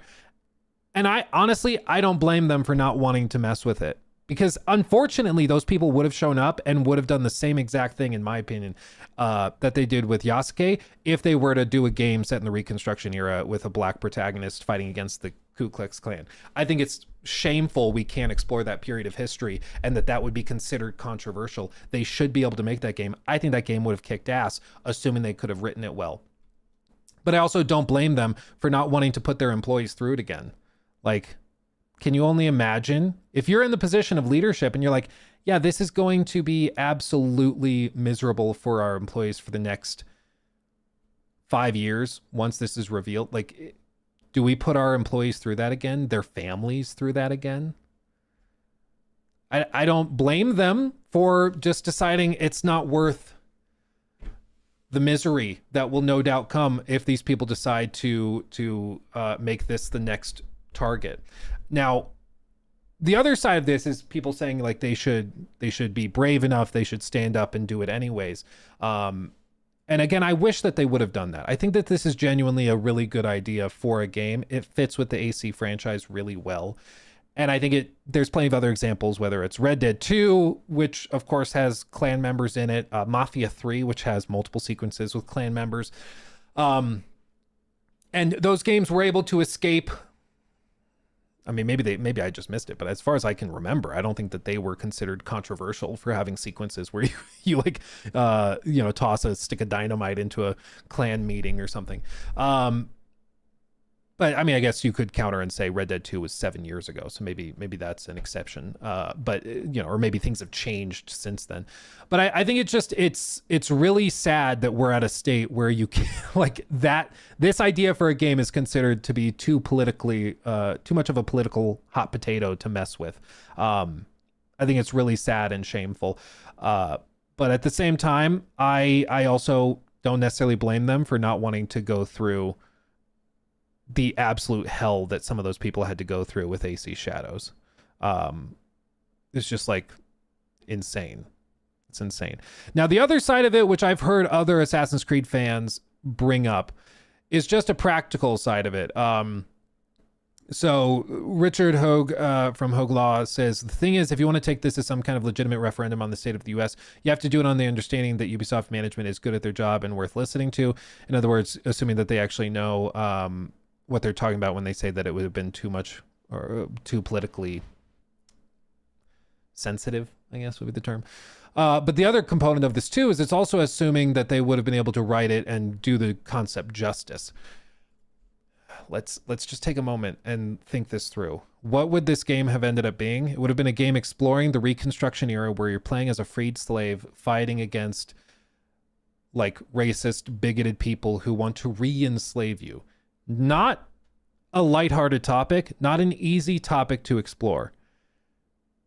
And then imagine the crossover DLC skins that you'd be able to buy for the hero where he walks around in like a glowy, sparkly rainbow outfit. And then the next DLC that launches and it's a Final Fantasy crossover where you have like the crazy anime hair and your sword glows with style. Like, I'm not confident that this would have been like a super respectful historical exploration of a really intense period in American history. So I like the idea, but I also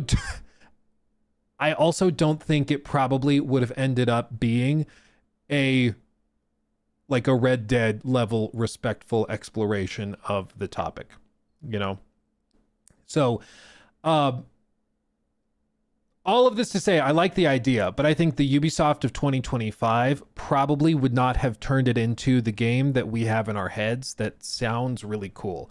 I think it would have turned out very differently. And I think that because they would have turned it out in that very different way, where it would have been still monetized out the ass, it still would have a lot of those like really tonally off components to it. I think it probably would have been met with a lot of controversy when it revealed from both sides, because you'd end up with the people who are like, you know, freaking out that you're playing as a black freed slave, which unfortunately there's a lot of people who would find that controversial. And then the other side of it would be like, yeah, and then this is also a game where you're playing as a freed slave. Why are you doing these like cosmetics where you're like trying to free other enslaved people, but you're doing so wearing like neon green clothes, or you're dressed up as a zombie because you had the zombie pack for $30 and stuff. And it just would have pissed off everybody, and it would have come off as like disrespectful in general. So a cool idea for Ubisoft 12, 13 years ago. I think it would have been something really, really interesting, and they could have done it justice. Nowadays, I've lost more confidence, specifically in the writing quality and the tonal consistency within the franchises. And I don't think it would have done it justice. And I think the version that we would have gotten would have upset everybody, because it wouldn't be probably that respectful to the source material, and it would have been probably over monetized to the point where it just felt kind of gross, like they were monetizing this really dark period in American history. And then I also think that the employees and the actual human cost of doing this, they would have been the ones to face the consequences of like the over monetization and everything else. And it would have put the employees through absolute hell all over again. And so they just decided it's not worth the trouble. Let's do another game where we play as like, I don't know, we go to ancient Greece and you play as a mini version of Zeus for some reason. And they just do that instead. And it's considered to be less of a risk. So, all this to say, cool idea. If they were making it 15 years ago, I think the Ubisoft of this probably wouldn't have come out until like 2029, 2030. I think the Ubisoft of that period probably would not do it justice, and it would have probably ended up not being anywhere near as cool as the concept initially sounds. And I also don't blame them for not wanting to put their employees through what they had to go through last year, because it was a lot. Odyssey, yeah, they're going back to it because they ran out of ideas. They're going back. They're going to try again. It's a great premise for Red Dead 3. I mean, it's not a bad idea. I think it's genuinely a cool idea for a game, but I just think that the Ubisoft, like, we're all assuming that this would have been really well executed, and unfortunately, I don't think you can assume that. And then it's like, okay, well, if it's executed in a similar way as like AC Shadows or AC Valhalla in terms of tone and presentation, then it becomes much less compelling, I think, you know? And at that point you're like, okay, yeah, this is a setting that's cool, but like, you have to nail the writing and presentation. And if you don't, it just comes off as gross. You know, it just comes off as like you're monetizing like literal slavery. And like, you can't do that. So I think there's a lot of other ideas they're playing with. This is a cool initial concept, but again, I think the Ubisoft of today would not have done it the justice that the concept would warrant. Anyway. Yeah. I agree, unfortunately. Yeah, I mean, maybe they'll get back to it if they hire some really good writers and they can get back on it. Maybe in a few years we will have played some of these other games and they'll be so interesting and so compelling that we'll be like, oh my God, they could have done that justice. They could have done that so well. But as of right now, all we can do is go off of the information we have. And the information we have right now is just not that encouraging, I think. So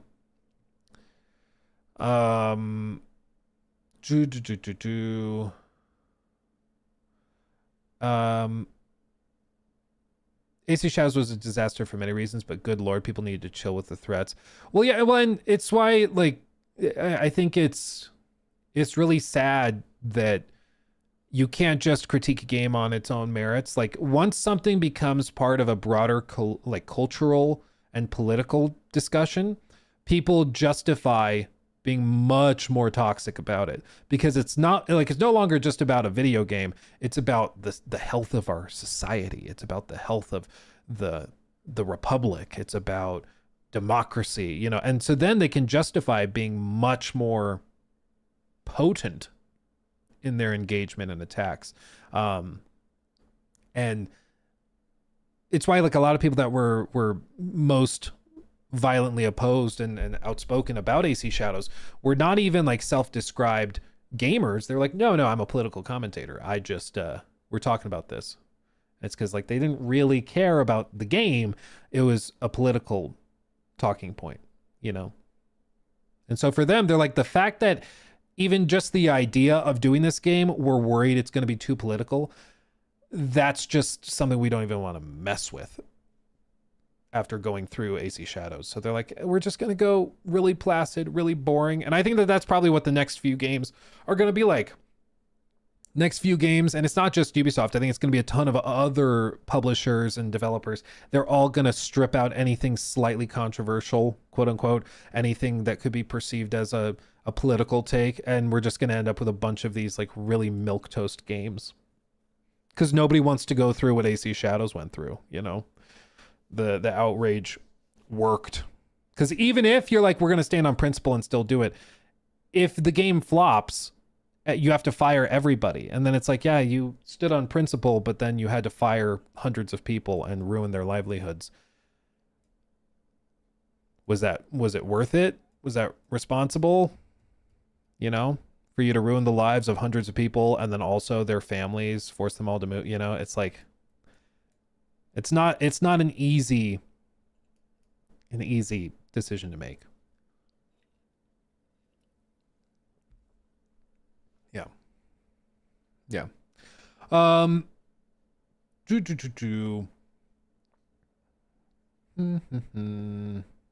Okay.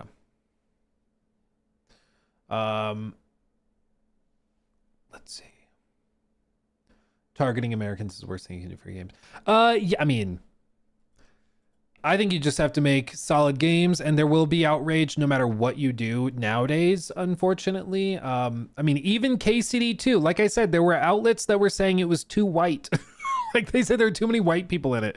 And that was a reason for like not supporting it. It's like, yeah, well, it's not a very diverse game. And it's a phenomenal game. But like there were people complaining about that. Just on the other side of the aisle, basically. And the other end of the extreme. And then you end up with a game that, you know, flips it differently. And you end up with people saying, Ghost of Yote would have been good if she had double F, you know, a double F rack. And it's like, bro, just no matter what they do, there's going to be outrage. It mainly is just dependent on the core gamers that are actually buying games and playing them to not be intimidated by it and to buy it if they like it and not buy it if they don't like it. Like that's ultimately all that really matters. Is if you just go and buy it and support it if you want to support it. We saw that with Ghost of Yote. People bought it. With AC Shadows, still sold millions. Like seemingly they're very happy with the results financially. They're actually pleasantly surprised. I've mentioned a few times that I talked to somebody I know that works over at Ubisoft who would have reason to know they would know. And they said apparently internally they're like actually pleasantly surprised with the results. Like it's not a Valhalla success where it's making like $1 billion, but they're like, yeah, it actually did quite good. We're kind of surprised because we were braced for it to do very badly after everything we went through last year. So, but it's because like the core fan base was not tuned into the outrage machine. They were just like, oh, a new Assassin's Creed game. I get that every time they release one. Okay, we'll go in there and buy it. So that's ultimately what needs to happen is people just buy it if they want to buy it. Let's do this. New segment. Morris, thank you for the sub, by the way. Appreciate you. Okay. Well, fam, we got it. We got more gameplay from Crimson Desert from IGN first. More gameplay. And this also will showcase mounts and some dev interviews and exclusive insights. Let's see what they had to say. I will also mention, I did find out from a source within the publisher of Crimson Desert within Pearl Abyss that the gameplay for IGN first they're using, it seems like most of it is PC footage, which is probably why it looks a good bit sharper and better than the previous footage, which was primarily console, if I recall correctly. But I believe this is all PC footage we're about to see.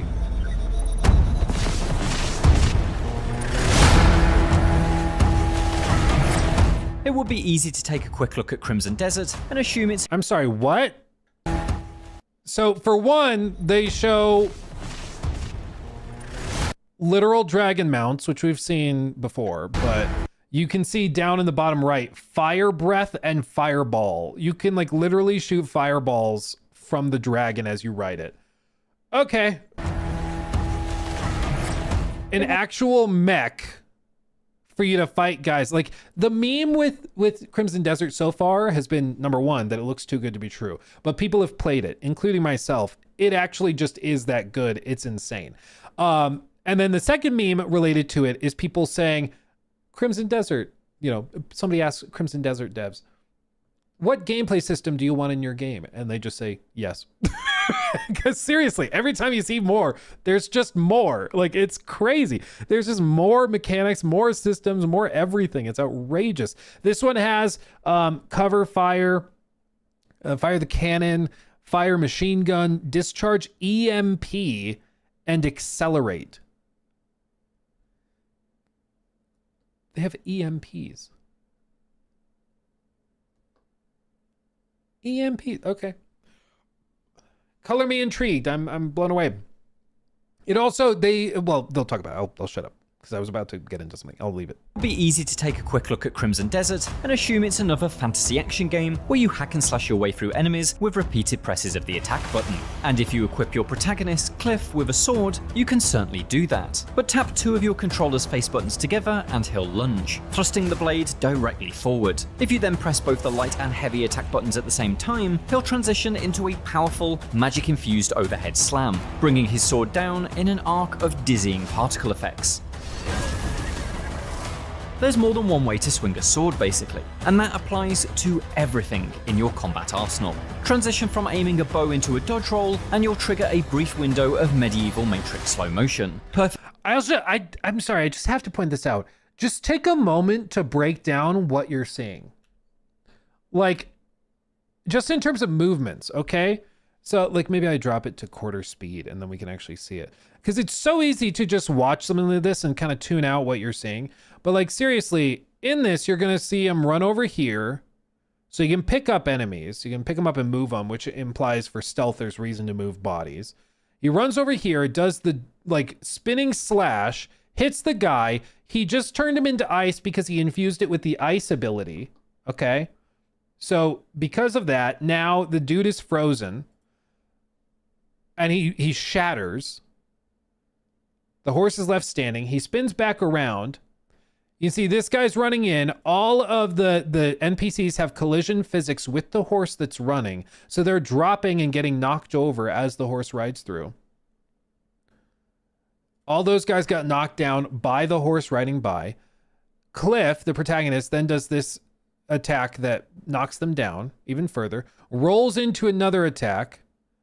And then charges up an attack that turns into a pole vault with the spear as he jumps down, drop kicks these guys into a wall, and then rolls out of it. It's just absolutely insane. Everywhere you look, there's just little bitty detail, little bitty thing here. And it happens so quickly that it's easy to miss it, which is why you kind of slow it down. And you take a moment, and you're like, oh my God, like there is so much happening. It's crazy. Aiming a bow into a dodge roll, and you'll trigger a brief window There's of no medieval deformation Matrix while slow you're motion, fighting. perfect for scoring a headshot. Cast a spell at the apex of a jump, and you'll launch yourself into the air, riding the energy of the magic's blast. And, in perhaps the most entertaining example, hold 2 face buttons in conjunction with shifting the direction of the left analog stick to unleash a variety of increasingly amusing wrestling moves, from simple grapples to human hammer throws. For this month's IGN First, we spoke to the design team at Crimson Desert developer Pearl Abyss to learn how they crafted this deep, multi-layered combat system. The very first thing they said was both surprising and helped contextualize everything. One of the key inspirations for Crimson Desert's combat was retro arcade games like Samurai Showdown, Final Fight, and King of Fighters. Suddenly, all those multi-button combos and link moves make much more sense. But those fighting game combos are not necessarily the thing that Pearl Abyss intended to replicate. The team I will say that I think the new meta for a lot of these types of third-person adventure games is going to be heavy inspiration from old school fighting games or even some of these hybrid action games. For example, Phantom Blade Zero is not your standard Souls-like game in the sense that it's like R1 light attack, R2 heavy attack. Does not work like that. Instead, it's about combos. It's about positioning with a combo and then transitioning with a weapon swap into another combo and juggling and stuff like that. This is similar to that, where there's a lot of complexity in the inputs, and that's where the challenge is found. It's not necessarily just in what weapon you're using for this specific counter of this bad guy. It's specifically like your ability to tie things together. And I think that's going to be the new meta. Because I think games like Phantom Blade Zero and Crimson Desert are going to come out, and a lot of studios are going to be like, ooh, this is fresh. Because let's be real, the R1 light attack, R2 heavy attack, it's getting a little old. Like, it's just so simple, so overly simple. In my view, I would like something a little fresh, and this very much is that. The team cites the strong sense of impact that comes with each blow, both inflicted and received, as a key aspect they wanted to capture. That's clear not just in the visuals, but in the crunchy audio.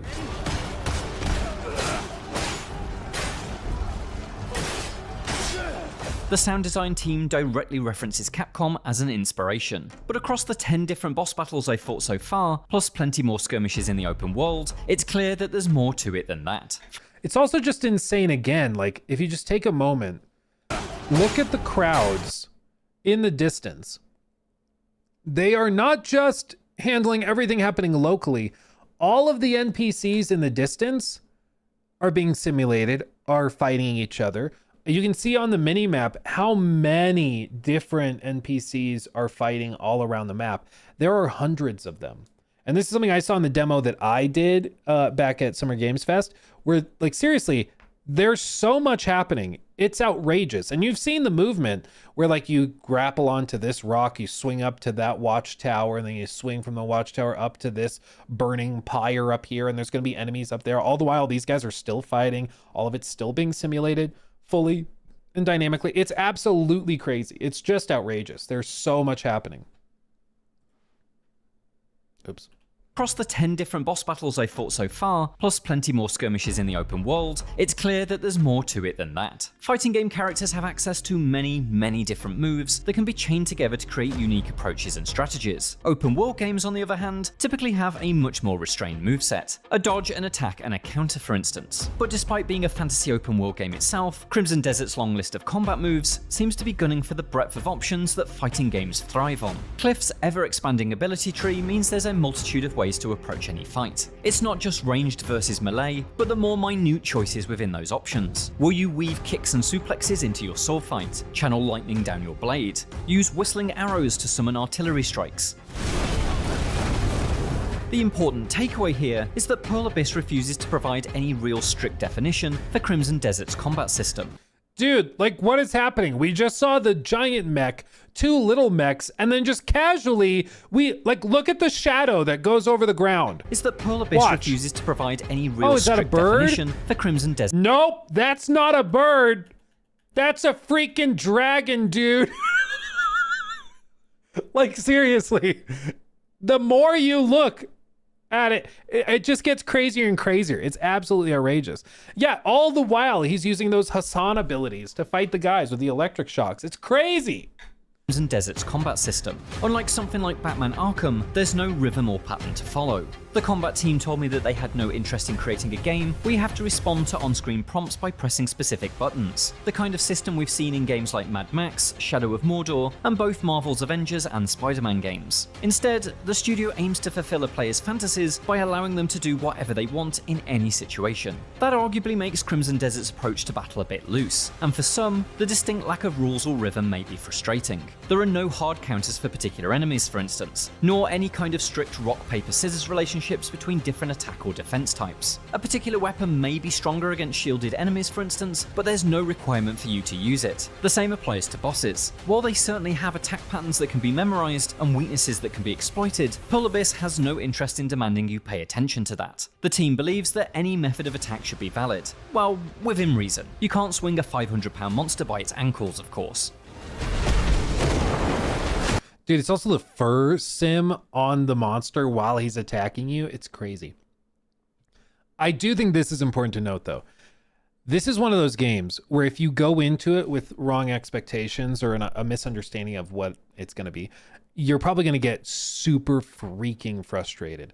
Because if you try to play it, and I ran into this when I first booted it up and tried the demo, if you try to play it like a Soulsborne game, you're gonna have a bad time because it does not play that way. It plays very differently. And I think there's gonna be a learning curve for many people when they boot it up, because we've just been trained over the last 10 years of all of these AAA adventure games doing the very simplistic, maybe not simplistic, but the very familiar moveset and controller setup of just, R1 light, R2 heavy, maybe there's a combination, maybe there's one special ability, but there's always a parry and there's a dodge with iframes.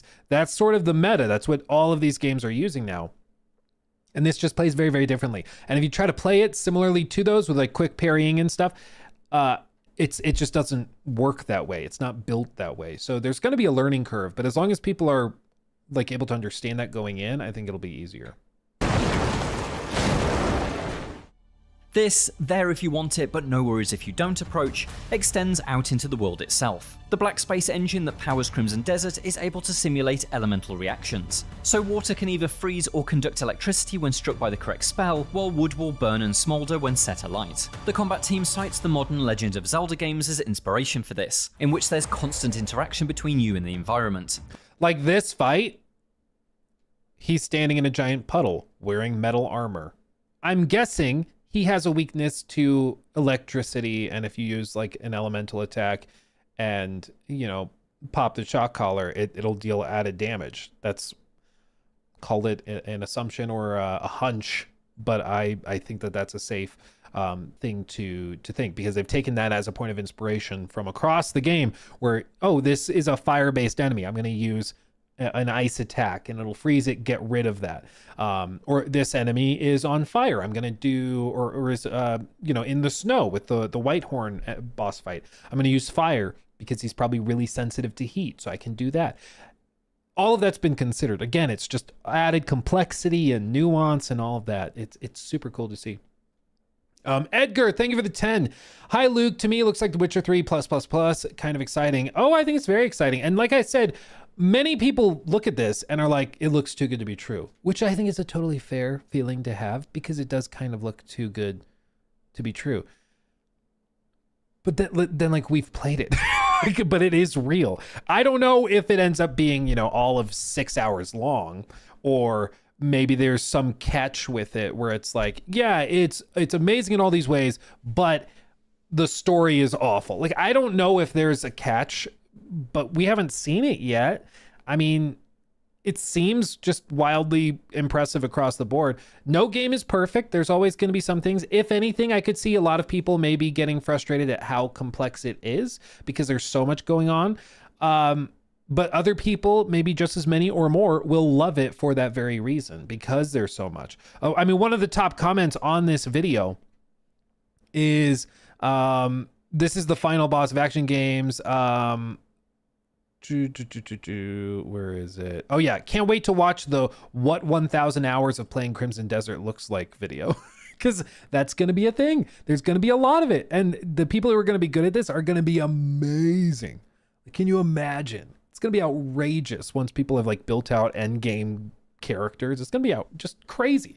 900 hours of gameplay. I'm hoping it seems like it, because again, got to remember, these guys did Black Desert Online. Their experience and expertise is in like a gigantic online MMO. That's what they are known for and what they're really good at. And those games are built around mass content. It's built around tons of complexity to keep you engaged for hundreds or even thousands of hours. That's what they're good at, and that's what this engine is built around too. So I'm just thinking that this is like the first of many games that are being developed in Eastern Studios, but the first of probably many that are coming, of these studios that have previously used their talents to make MMOs, mobile games, and some of these more niche, or not niche, some of these mass market games in Eastern markets, but now they're breaking into international global markets with these big single player like flagship games like Crimson Desert, like Phantom Blade Zero, and even like Black Myth Wukong and some of the others. But this is very What's the engine? It's their own proprietary engine. much a system that you can master and exploit if you choose to, rather than a core component of combat. For instance, there won't be a boss battle where you have to freeze water to hold your foe in place, or coax them into a metal grid you can then electrify with a lightning spell. Or what we call gimmick fights. They will have options within boss fights where if you're resourceful and you think of something, you can do that. But it's not like the boss fight has been built where it's like you have to use the giant slayer sword from the back of the arena, otherwise you can't beat him without taking 3 hours of slightly slicing bit by bit. They're building it in a way where they want everybody to be able to come up with their own solutions to it that are clever and unique. For example, this boss fight is out in the open. It's in a courtyard. So what you can do, you remember he mentioned the arrows, the whistling arrows that you can shoot down, and then it calls in artillery in certain areas of the map that have that available during like big battles and stuff. This boss fight is at the end of that sequence of a raid on a castle, so you can use those whistling arrows to call in artillery strikes. Because the game is fully dynamic, when I did this boss fight at Summer Games Fest, I just wasn't really thinking. I tried to pop the artillery arrow and shoot it at his feet, and I was like, maybe it's just like you shoot this and then explosions go off. But no, you know what happened? This was insane. I shot that arrow that calls in artillery on that location, and I hear through the ceiling of the building in this arena that's inside the castle, I hear on the rooftop the explosions going off just outside of the artillery. Because the arrow went down, they actually launched the artillery and it landed on the roof above the room where I was fighting. Because it's fully dynamic. It's not just like, oh, well, explosions go off where you shot it and, you know, you just don't think about it too hard. It's like, no, they actually launched it. It went up in the air and then it came down. But because this was covered, the explosions didn't get into the arena. And there's going to be a bunch of stuff kind of like that. Water to hold your foe in place, or coax them into a metal grid you can then electrify with a lightning spell. Cliff is not a wizard, and so his spells come courtesy of a bracelet that grants him simple mastery over fire, ice, and lightning. But new weapons and gear help expand his ability set further than the unlocks available on your skill tree. There's a spear, for instance, which opens up like a propeller and blasts enemies with bursts of wind like a deadly Airzuka, and a sword that summons an angry genie-like creature. The further you progress though, the wilder these options become. Cliff is able to ride a number of mounts, which in the early hours are simple horses with no remarkable talents. But head into the territory held by the Black Bears faction and you'll be able to saddle up on a massive grizzly, which can swipe at foes with sharpened claws, effectively thinning out herds of barbarians. Fast forward a few hours and things become stranger still. Your simple horse could be traded for a raptor. Yes, you can ride on the back of a literal dinosaur. If you prefer your scaly mounts to fly and breathe fire, then Crimson Desert also has that covered too. Fantasy's most important creature is present and correct here, and in the game's later hours you'll be able to command Tristar the Dragon, who will swoop in at your beck and call. But that's not the wildest option. Dispelling any notion that this is a typical high fantasy video game, in Crimson Desert, you can pilot a mech. Yes, really.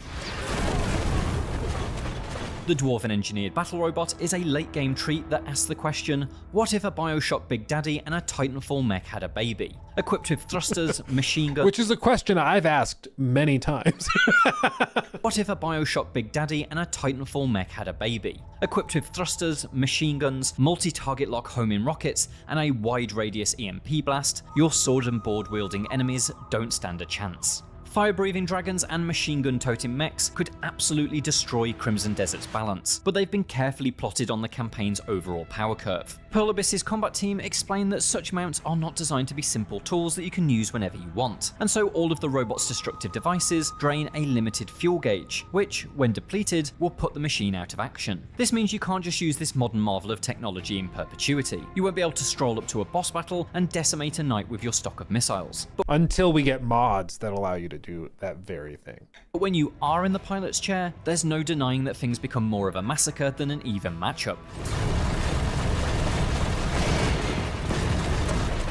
Pearl Abyss is happy with this power spike though. The team considers it something of a present or a reward for players who have progressed so far into the game. As you can see, there is a wide range of combat options to say the least, and that brings us back to the fighting game comparison. Something like Street Fighter is arguably the inverse of Dark Souls, as in a From Software game, the true challenge is learning everything about your enemy and then attempting to exploit that, whereas in a fighting game, the challenge is to learn everything about your character and master their moveset. Pearl Abyss subscribes to the Street Fighter approach, and explains that the goal is for Crimson Desert's difficulty to become increasingly more manageable the more you master Cliff's abilities. That's easier said than done though. Like a fighting game, there's the sense that every one of Cliff's actions has an alternate version if you combine it with the right skill.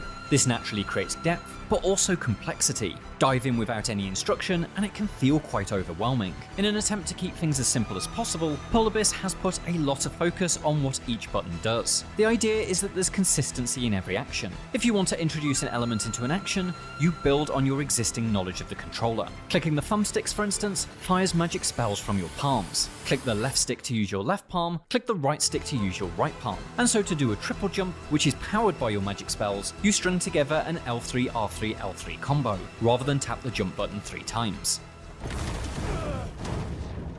At first glance, Crimson Desert certainly looks like many other open world games. It's a good way of breaking it down though, because that does make more sense to me, where it's like we're building on what you already understand about the controller, and that's how it works whether you're holding this weapon or whether you're just exploring.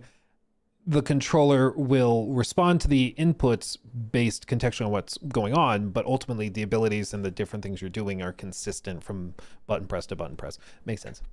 And that's not an unfair comparison. As we'll explore later in this month's IGN First, there are plenty of genre staples here, from puzzle dungeons to faction quests to bounties posted on the town bulletin boards. In totality, this is not an unusual game, but zoom in on the combat and you'll find quite an unusual beast. It's built atop the classic staples. There's still dodges and parries and regular attacks, but never before have I played a medieval fantasy game where I can chain Spider-Man's swing into Batman's glide into a ground pound that's delivered like Sonic the Hedgehog doing his best Hulk impression. In short, it's safe to say that Crimson Desert is trying something different. For more from Crimson Desert, check out our exclusive gameplay videos, and be sure to stick with IGN throughout the entire month of October for even more insights into this fantasy open world adventure. I mean, I told you guys last year, I was like, I think Expedition 33 is going to be something special. I just had that gut feeling. It just hit me. And I've had that gut feeling about Crimson Desert for a while. Like, barring some crazy reveal of some nonsense I don't know about. This game, I think, is going to blow people's minds. It's going to blow people's minds. It's just absolutely crazy. The only question mark I still have with the game is with the story and the narrative, because pretty clearly the gameplay has received a crazy amount of focus. So I'm mainly just concerned, maybe not concerned, I'm curious about the story. I just don't know. I don't know what they're doing there. There's been little snippets and tidbits where they show like the sort of floating islands, the sky islands. I wonder if they show any in the gameplay that we just watched. I don't think so. But basically there's like a whole new dimension on the upper areas in the environment where you can't really see any there in here, but there's like islands way up in the atmosphere that you can go up to and explore, and they're very reminiscent of like some of the first civilization locations in Assassin's Creed, for example. So I know that there's going to be an interesting story that ties together the fantasy and sort of futuristic stuff. I just don't know what that is. So I'm curious, but we'll find out. Either way, I think that in terms of gameplay, especially, I think this is going to be absolutely crazy. On PC, it's also looking really, really good. I mean, come on.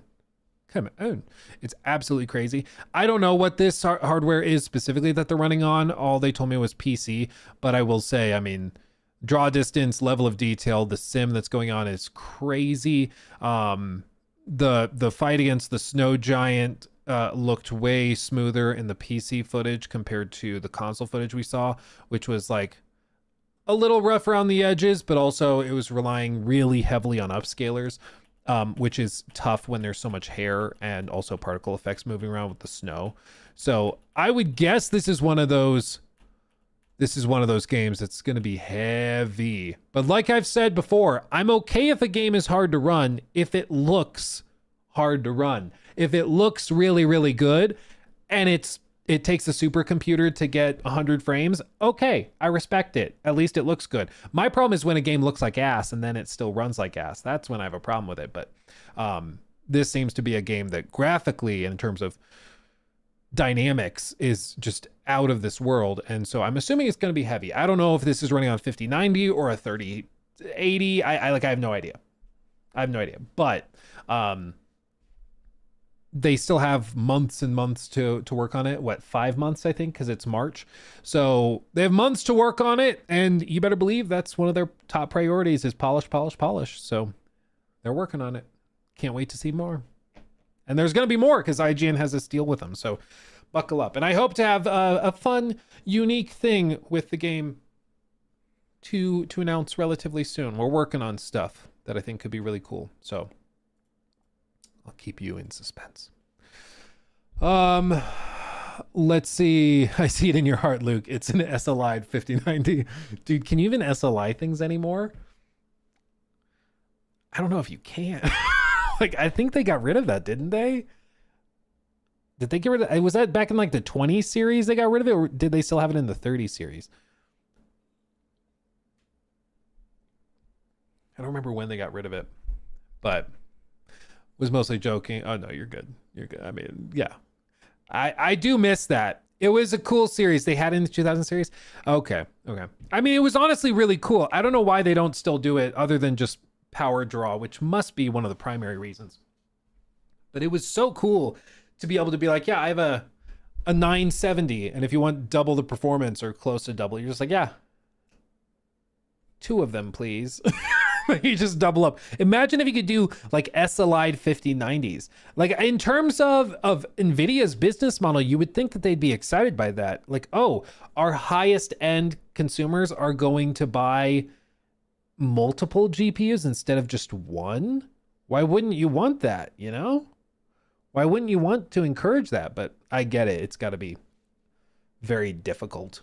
Maybe it's because of like upscalers. They don't work well with upscalers. I don't know. There's probably some really smart reason why you can't just do it, but we'll see. I don't know. They didn't want to code for it anymore. Yeah, well, and I'm trying to remember. I think it required specific developer support. So like it was not something that was just enabled by default. It wasn't like when you play a game and you just upgraded your graphics card and now it just runs better. I think it had to be specifically supported by devs, which was a tough ask. You know, and nowadays with how many like corners are being cut with optimization, I doubt it would ever be optimized or that anybody would ever actually do anything with it. I don't know. But it's too bad because it was cool. Let's see. We did that. We talked about that.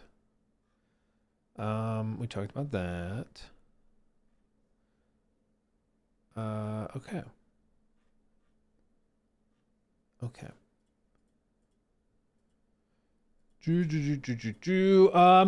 2070 RTX here. I give it another 2 more years before it can't handle new games. Yeah, well, what would that be? When did the 2070? You said 2070 release date. What would you guys say is a fair lifespan for a GPU? Like a 2070, which is like a very solid, the 70 series is like a very solid card. The base RTX 2070 released October 17th of 2018. 7 years ago. I feel like 5 years is a good lifespan for a card. Like if you're trying to stay at the top, like cream of the crop, I feel like it drops maybe to 3 years. Like 3 to 4 years, but 7 years I feel like is a really healthy lifespan for a GPU. And if you're going to get another 2 years out of it, so you're going to be stretching for like 9 to 10 years. I mean, that's a good life. That's a good life. Because it's also the other piece of this is that if you're still using the same monitor you were using back in 2018, then probably, yeah, you don't need to upgrade because you're probably still maxing it out just about. We're getting to the point now where if you're coming off of like a 20 or a 30 series, when you upgrade to the next generation of GPU, you probably need to also upgrade your monitor. Because like your GPU will be capable of pushing way more than what your monitor can handle, especially if you're going to start doing stuff like frame generation and stuff like that. You'll need an actual better monitor to even see the real benefits and improvements. Oh, do you guys want a throwback?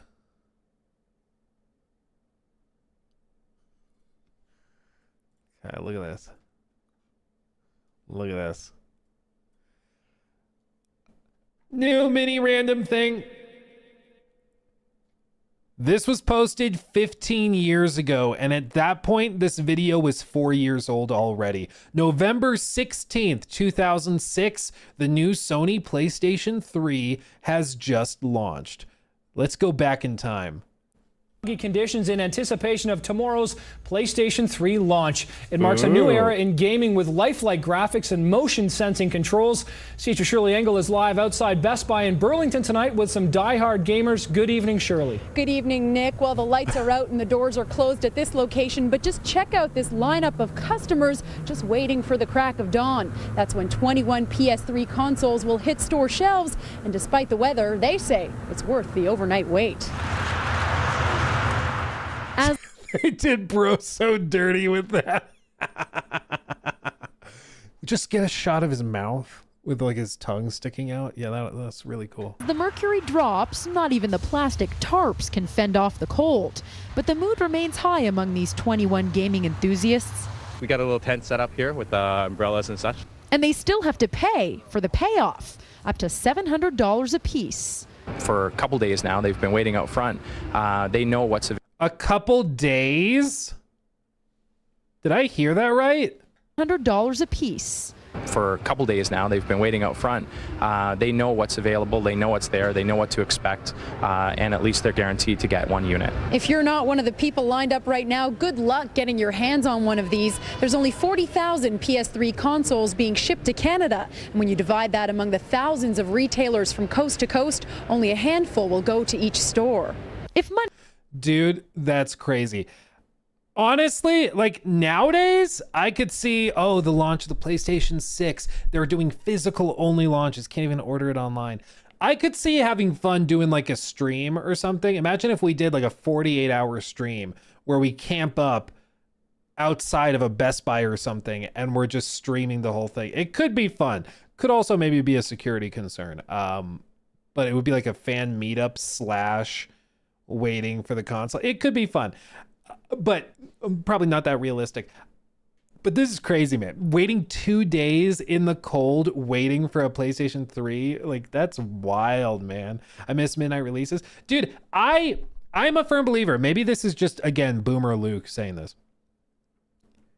I'm a firm believer that I think if you want to help society, we've got to make an active effort to make things less convenient. Bear with me, okay? Mobile order. Get rid of it.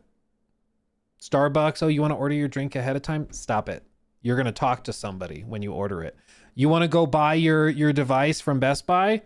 Oh, and have them bring it out to your car? No. You're going to go in there, pick it up off the shelf, pay, and then come back out. I think it will help you find more things. I think it will increase the average purchase price of items because they're talking to somebody, building a connection, and then they can spend more and maybe they get recommended something that they, oh, you want this extra controller? I didn't even think about getting an extra controller. Sure, I'll buy it. I think it would actually like drive up per ticket revenue, maybe initially for like a Starbucks getting rid of mobile order, it would drop overall revenue because less things would be pumped through. But I think it would lead to a much happier people. I think it would lead to higher average ticket sales. And I also think it would just be good for society in general if we stopped with like all of the stupid like removing human contact stuff. Because I'll tell you what, I went into a Best Buy last week when my computer, my streaming PC died randomly because I thought maybe it was the SSD that was having troubles. So I went and bought a new one. And I had it like ordered for mobile, or I ordered it through the app, and so it was ready for pickup. I just had to go in there and pick it up. And I was gonna park. This is me parking, apparently. I was gonna park and then do the thing where like they come out and hand it to me. But I was like, no, I'm gonna go in and talk to somebody, and it's probably gonna be faster, right? So I went in there, stood for like 15 minutes in a line, waiting to get the thing from behind customer service, because at my Best Buy, they don't have checkout lanes anymore. They don't have a dedicated customer service area. They don't have a dedicated like Geek Bench or Geek Squad area. It's all just a hybrid everything area. So I waited in line for like 15 minutes, finally talked to the dude, and he's like, oh, I don't know how to do the pickup stuff. So if you want to wait here, I'll call a manager. And I was like, bro, I've been waiting 15 minutes already. This was supposed to be faster. What are we doing? And I went back into my car and I hit the I'm here thing. And within, no joke, like 3 minutes, they brought it to the car because they had a warehouse guy do it. I was like, this is totally broken. Like, we've destroyed There is no reason to go into the store anymore. Like, you can't even hand me something from behind the shelf. Yeah, I almost went full Karen. Almost. Sound like a Karen? Dude, I waited 15 minutes. And then after, in the right line, he's like, oh, but I can't get it. I have to get a manager to get it. Which I worked at Best Buy. I don't think that's true. I think he just didn't want to do it. And so I went out to my car and I got the thing eventually. But seriously, I think if they were to rework this whole thing, it was COVID that did it. COVID happened and all these companies thought that they could just like cut out every aspect of human interaction and it would be better. And it kind of sucked the soul out of existence itself. So I think midnight releases, super cool. I'd love to see that return. Physical hardware being big, that's cool. Money's no object, you could go on eBay, but buyer beware. Yeah, that's what I get for being social. I thought I could talk to somebody. I should have known better. Go to each store. If money's no object, you could go on eBay, but buyer beware. The highest bid tonight was nearly $10,000. What they're going to try to do is use a little bit of momentum to build during the Christmas season and beyond. But Sony has some competition. We're here to award you with the first Wii in Canada. Burlington's Cheryl Donnelly won Nintendo's latest console in a random draw. Her 5-year-old son will play before anyone else in Canada. I just said, I won, and I was telling him, and he was like, and I'm going to get it, so he was pretty excited. Nintendo's Wii hits store shelves on Sunday and retails for nearly $400 less than the PS3. The gaming experience on our system versus our competitors is very different. Leslie Short. Yeah, she looks normal height. I was trying to come up with a joke, couldn't think of it. Dude, this is an old school mall. Look at that. You see the stairs, see the shop across the way. Imagine going to a store. Man, this is great. This is great. Wow, the first Wii in Canada. Didn't know this video was from 2019. Yeah, they're a little behind. I mean, honestly, they're a little behind. It's okay. Leslie, normal height, short. That's what her friends call her. Dude, I feel like such a boomer, but now it's like, I just want malls, dude. Nothing beat, and I don't care if you call me a Karen for this.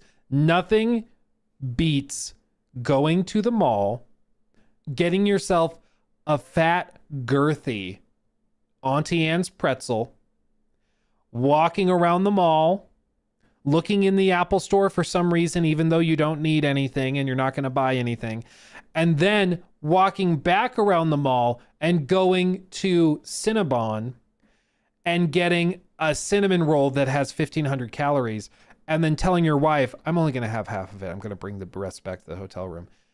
And then you eat the entire thing, and then she makes fun of you. And then you go to dinner at Bubba Gump Shrimp. That is life.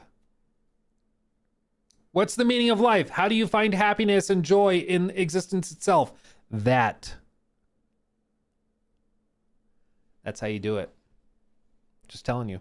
Gaming experience on our system versus our competitors is very different. But it'll still be a tough decision for those willing to endure the elements. Believe it or not, some of the hardcore gamers don't decide. They're standing in line tonight to pay $700 for the Sony PlayStation, and they will be back in line 48 hours from now paying another $300 for the Nintendo. That's what we mean when we're talking about hardcore gamers. For the Nintendo. 2006, man. Oh! And make no mistake, this is a very organized event on the part of the stores. These customers will be given numbers at 6 o'clock. Yeah, $10,000. What is this, an Xbox?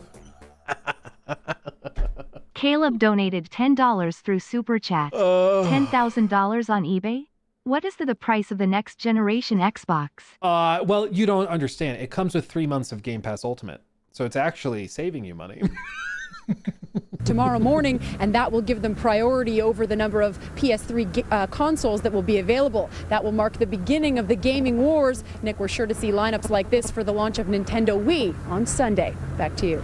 Dude, real talk, if anyone that was in that line or that did waiting in line in 2006 ever sees this, please reach out. If you still have your PS3, that's beautiful. That's magical.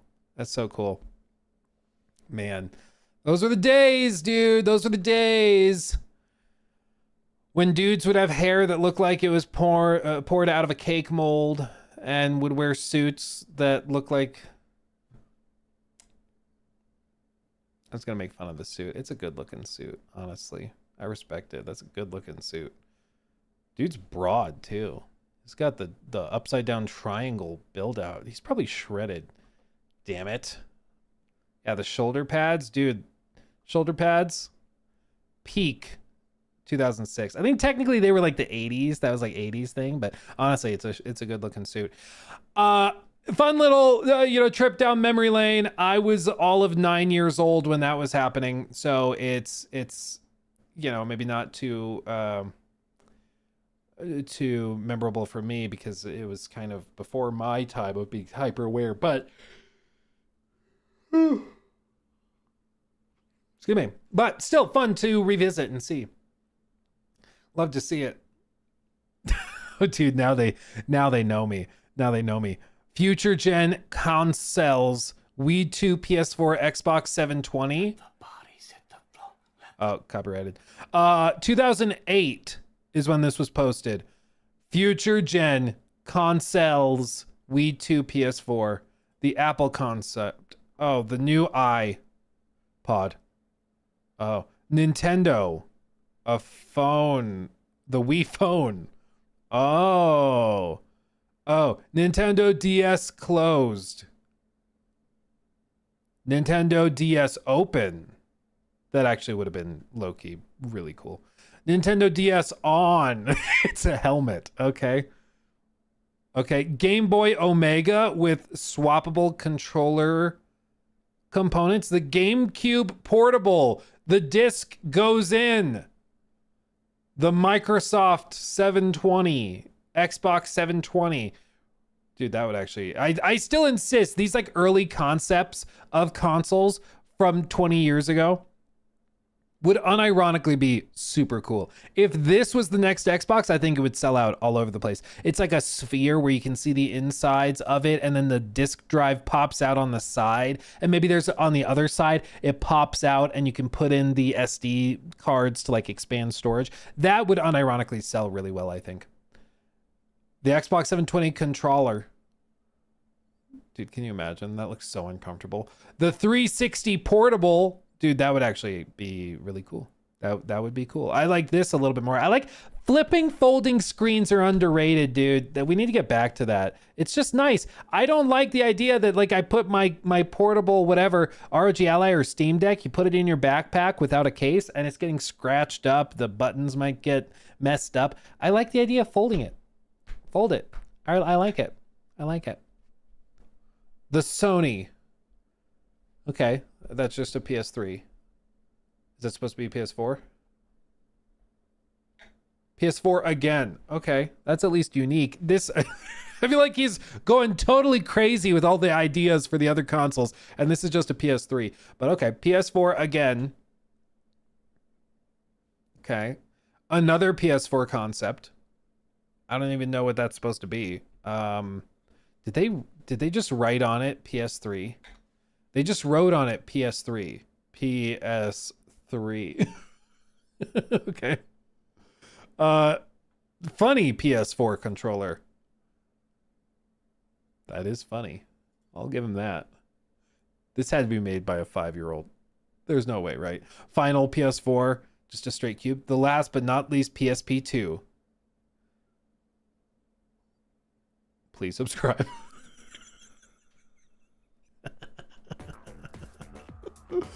Oh my god, that's so funny. Oh, that's so funny. That's so great. Oh, those were the days, man. Life was simple. It was really stupid. 17 million views, dude. I probably watched that when I was like, 9 years old, and it was like, wow, that's what the next one will look like. That's crazy. That's wild, man. That's crazy. That's crazy. Alex, thank you for the 5. Hey, Luke, besides performance issues, why do you think Monster Hunter Wilds hasn't lived up to expectations when compared to World? I mean, the performance is probably the biggest component. The other piece is that it just doesn't have as much content as Monster Hunter Worlds did. And a component of that is that World has had a lot of updates and expansions, and so just naturally being at the end of its life cycle, there's a lot more content than a game at the beginning of its life cycle. But I think it's just also people like the hardcore players who are really into Monster Hunter, that's what they play, and they have thousands of hours in Monster Hunter. And so once they reach kind of the end point on Wilds, they were looking for more content, and there just isn't any. So they went back to one of the older games that had a lot more content that was much more compelling. And there aren't enough gameplay overhauls and improvements to make going back to the old game bad. You know, there just isn't as much there. So it's like, yeah, I can easily go back. Easily.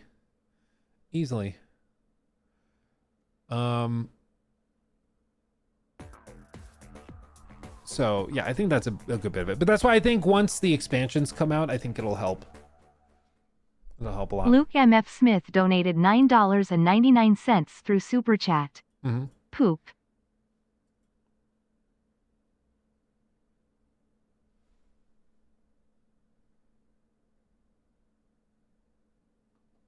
Yep.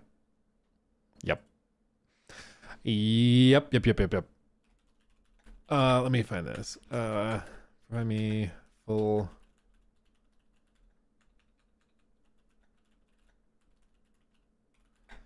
Destin, are you in here by chance? Would you happen to be in chat right now? I don't actually know if you're in chat, but if you're in chat, say hi. I have a question for you.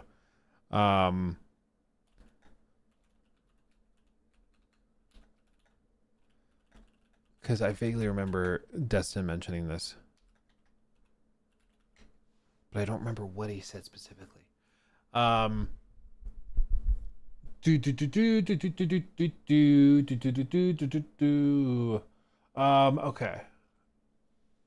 Because I got recommended this video and I found it very funny, and I don't remember the full context of it.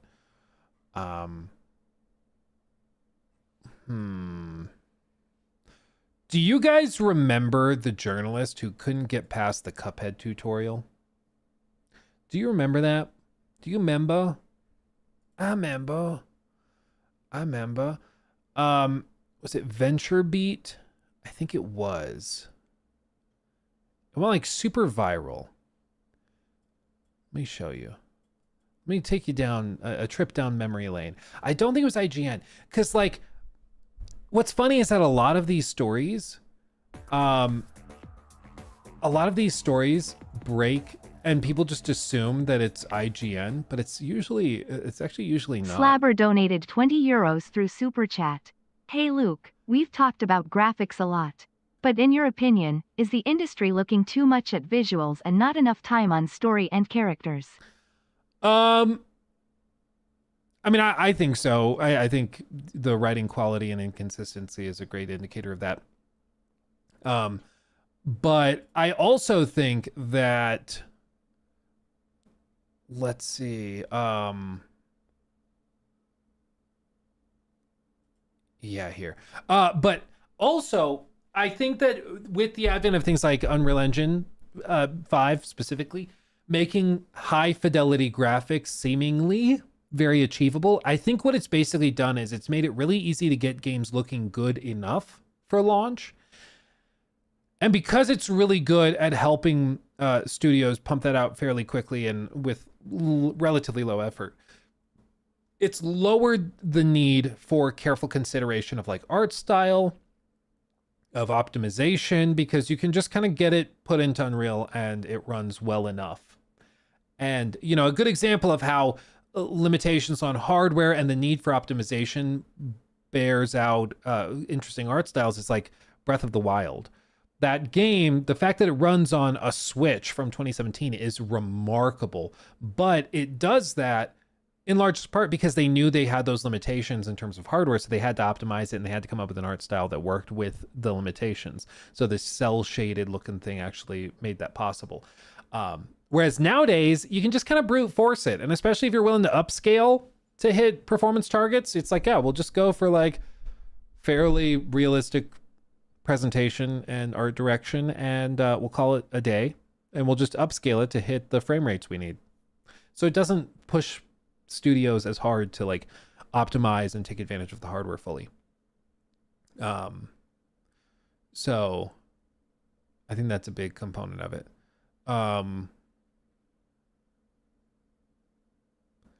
Let's see.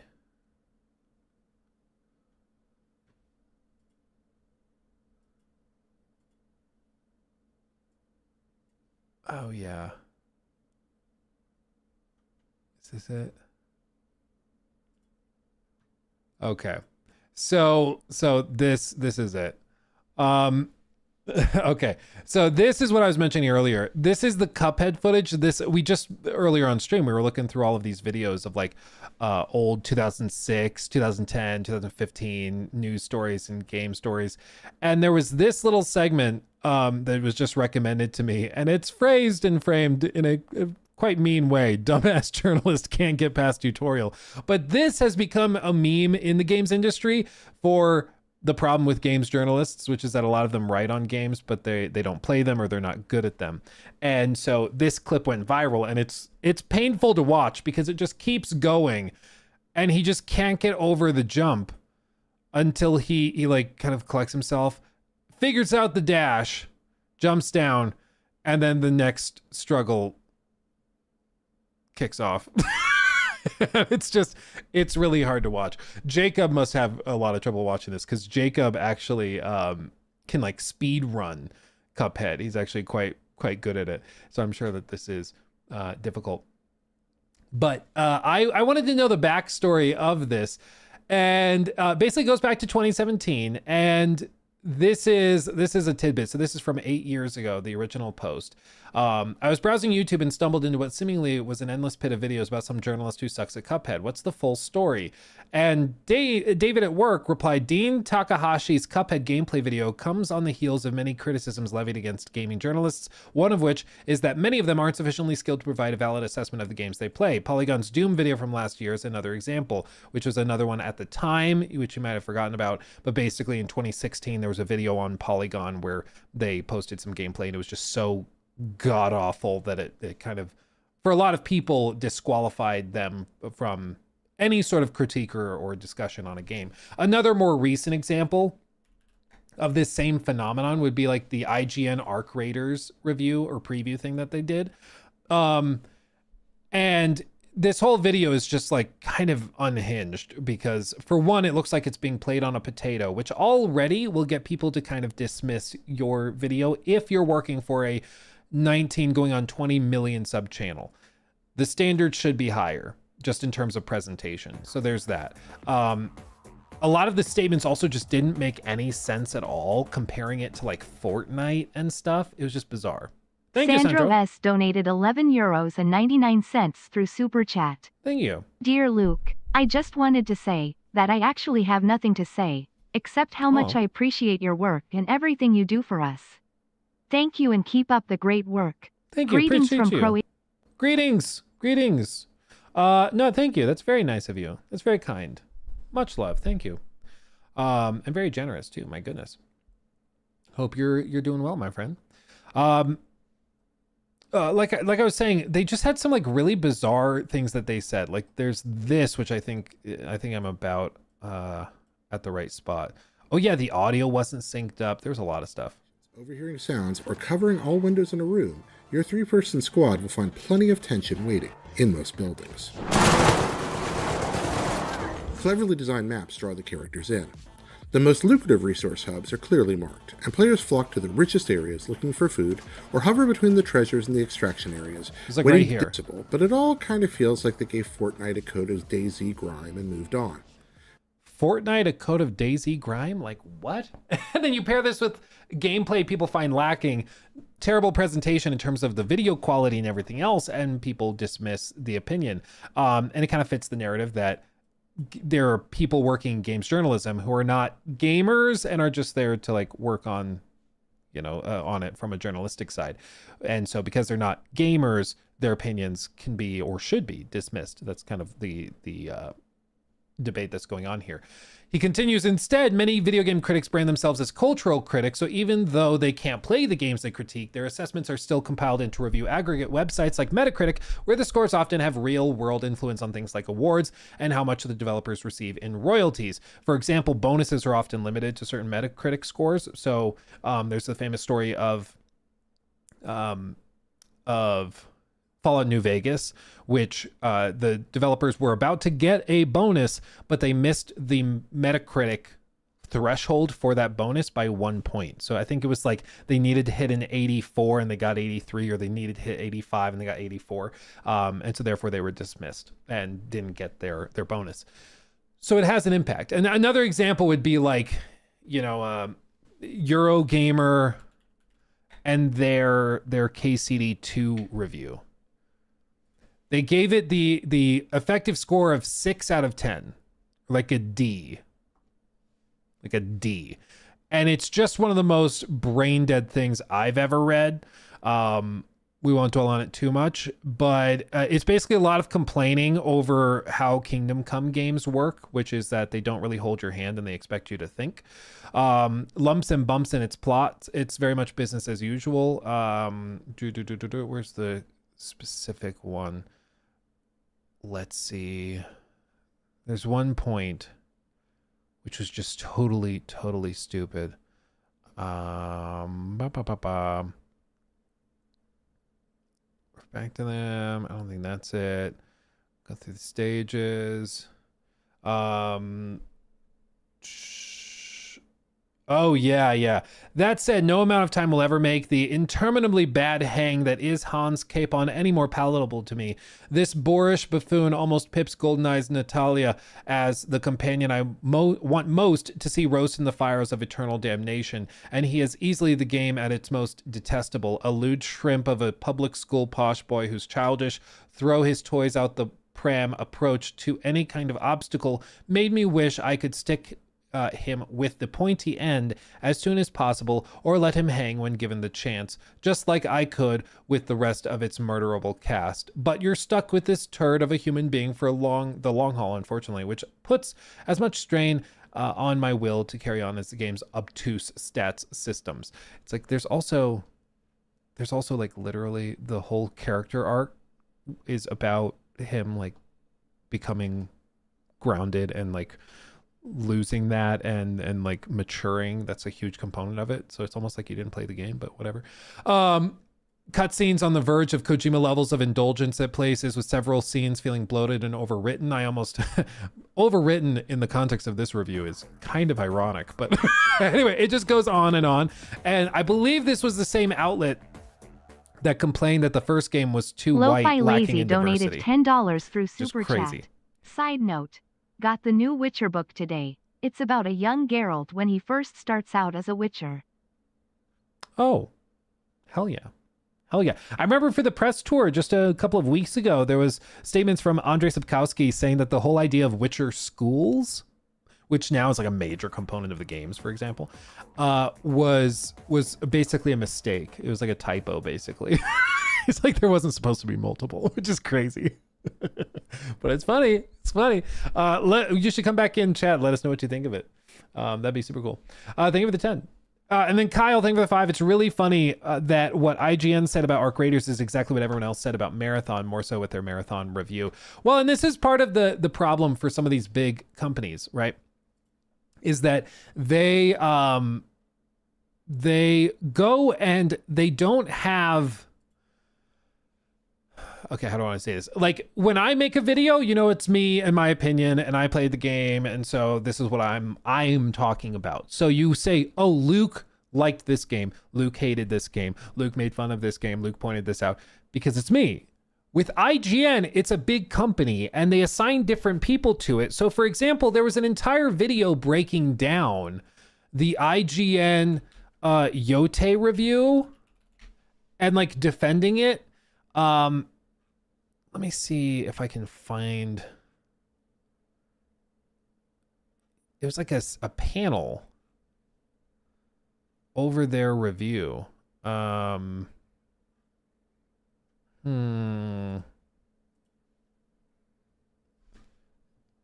maybe they post so many videos, dude. It's absolutely insane. It's just like, look at all this. God. Okay, scrolling. You looked at that one. Graphics comparisons, all these movie trailers. No, not that. 15 things it doesn't tell you. Biggest changes from Tsushima. Unless they took it down. I don't know why they would take it down.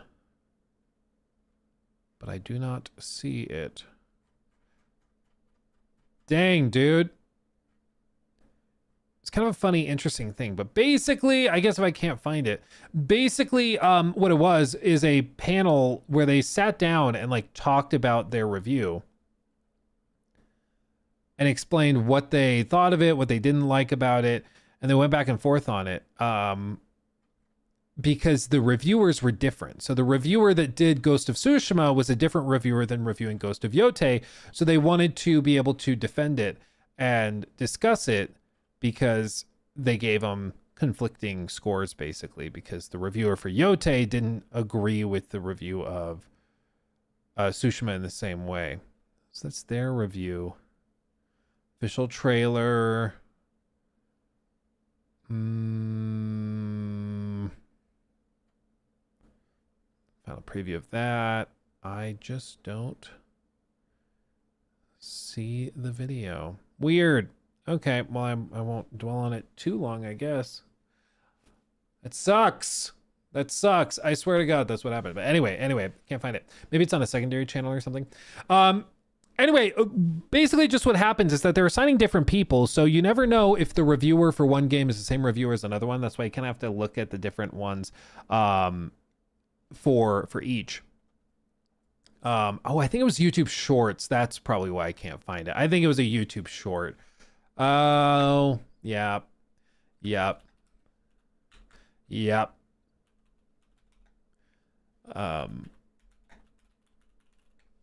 I think that's definitely what happened. It's a common thing that they do. They like, yeah, it's on a secondary channel. Why we gave it an 8 out of 10. IGN Games. Yeah, it's a second channel. That's why. That novelty is not there at the same level because these are sequels, right? They're building on everything their predecessor did. And so you lose that novelty, but what you gain in return is a whole bunch of improvements in visuals and storytelling and in gameplay and quality. And so like there's that kind of push and pull there. And I'm with you all. Like I think that I ultimately like the story better in this game. Even if I did find myself frustrated at times in the way that story gets doled out and the pacing specifically, but I really like the characters in this game. I really like their interactions. And this is the difficult thing, is that it's basically one guy that is reviewing and representing a 20 million sub channel. And this is a discussion on their secondary 600,000 sub channel. But as a result, that one opinion gets blown up as representing the entire company.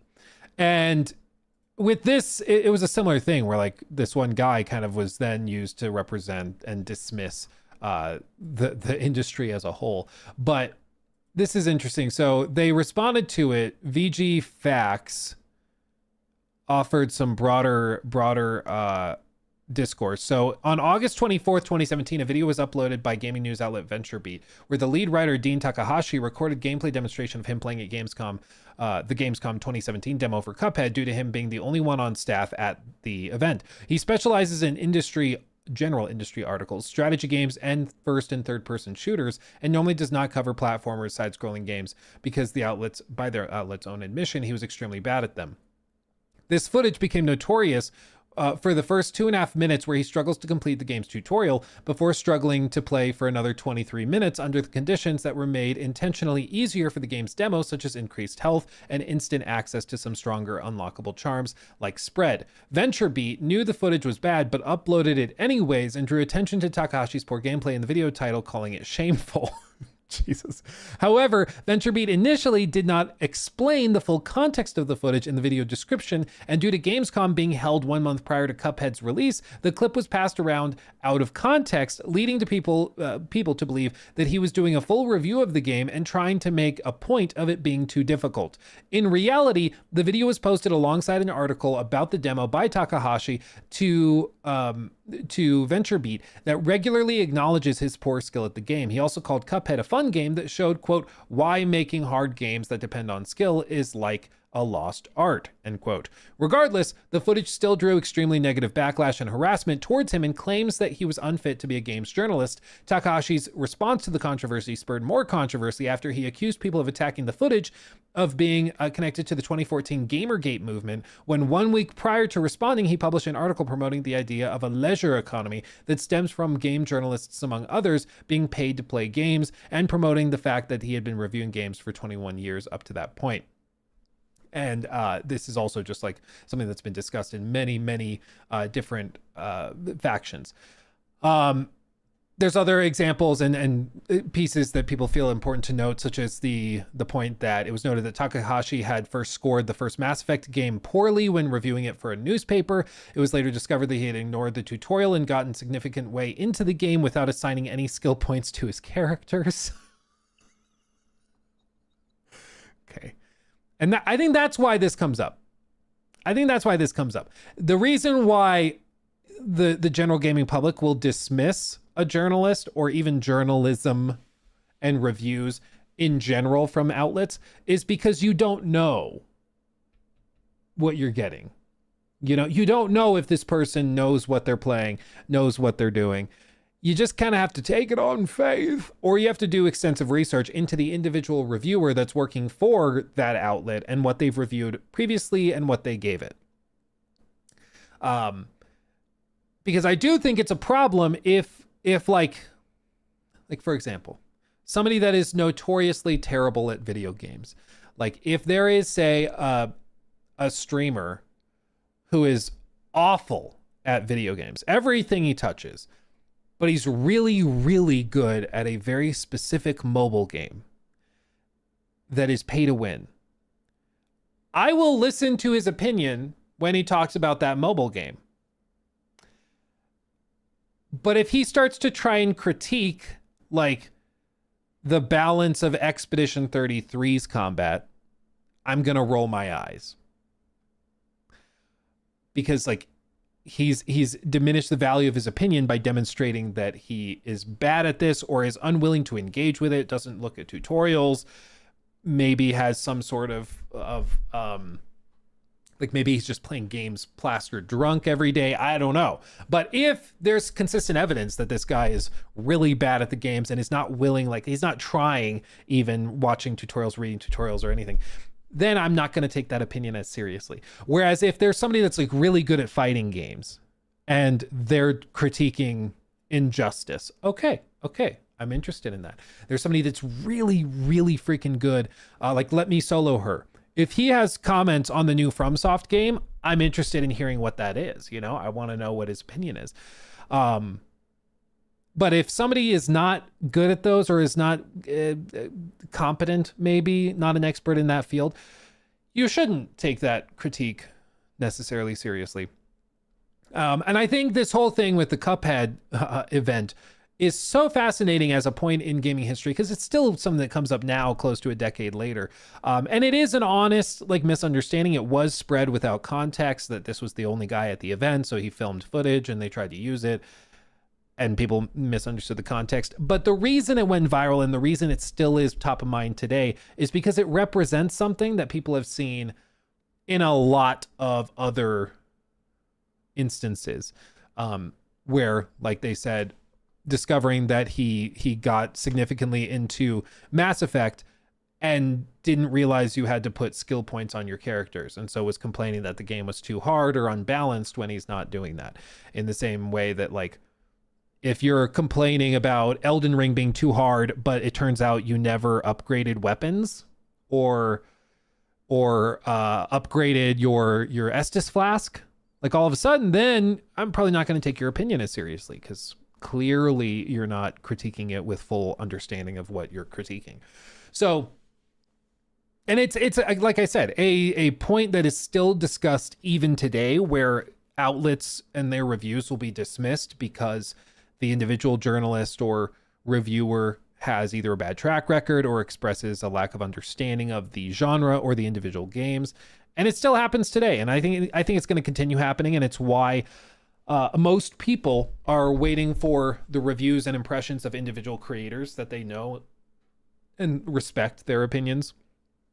A lot of people waiting to hear what like SkillUp says about a game before deciding to buy it. Some people will wait for what I say about a game for some reason before they decide to buy it. And I think that that's where it's moving towards on an individual level. But I think the industry is still caught in this like 2005 way of thinking, where like Metacritic scores still depend on these massive outlets and what they scored. Even though the outlet is massive, it could be somebody's very first time ever reviewing a video game, and they are being given the power to affect the Metacritic score, which can affect the chance of being nominated for Game of the Year. It can affect the bonuses for employees. And this is somebody that has not gone through years of grinding, as many YouTubers have, to build up an audience and an audience that kind of respects their opinion. They just landed a job and got assigned a review. Some of them are very capable, don't get me wrong. Some of the people who review for big outlets are very smart, are very good at games, and are sharp as a tack. But the point is, some of them are not. I think that's the key. I think that's the key consideration. So I think IGN, or I think rather like Metacritic, should sort of rework their system and find a way to include individual reviewers more. OpenCritic will do it sometimes, where like I think ACG posts his stuff to OpenCritic, I think. I could be wrong about that. But I think that they should do that more and more, because more and more individuals are choosing to evaluate a game's quality not based on what IGN gave a game in terms of review score, but based on what an individual creator gave it. And at that point, I think that they should start to include individual reviewers much more in like Metacritic, in the panel voting selection process for Game of the Year and stuff like that. So, yeah. SkillUp was mad that Yote wasn't drastically different from Tsushima, even though nobody wanted drastically different. Yeah, I saw SkillUp's review of Ghost of Yote, and I understand what he said. But even while I agreed with a lot of it, I did not agree with the conclusion of it. You know, you don't need to reinvent the wheel if it's spinning and working. You know? And I know some people were trying to dismiss it. I saw some memes which were kind of funny. Some of the memes that were going around were like, you know, it's maybe I can find it. Hold on. Before I ruin the joke.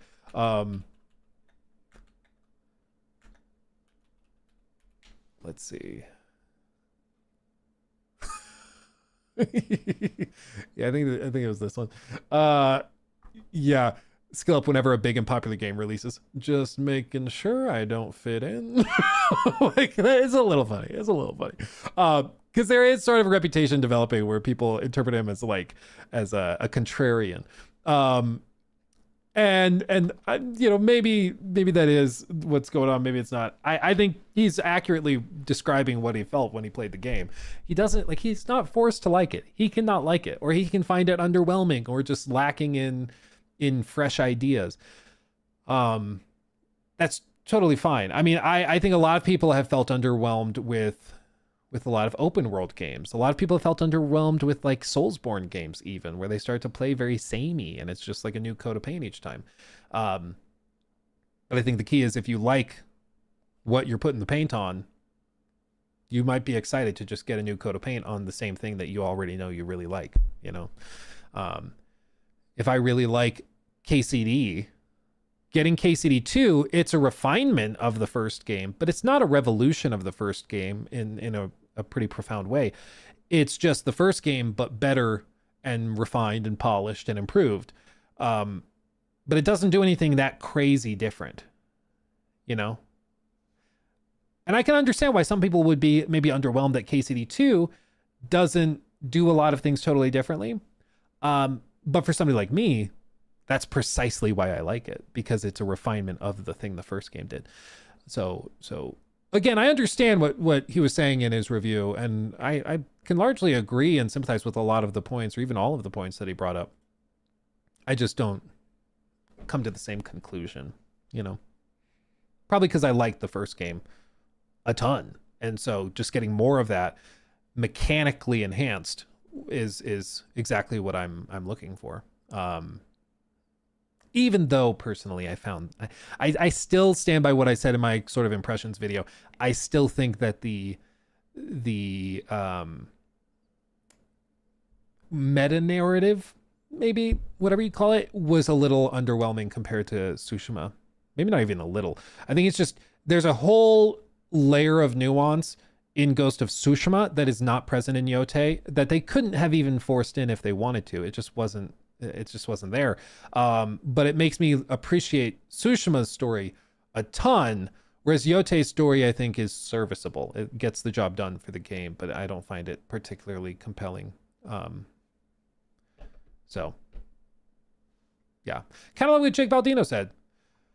Yote doesn't hit as hard as the OG. Story was okay. Gameplay still hooked me. Yeah, for me, gameplay, phenomenal. Presentation, phenomenal. Story, it's good enough, but not super exciting. Battlefield 6, campaign, meh. Incredible multiplayer, so fun. Hope the servers hold. We all can hope.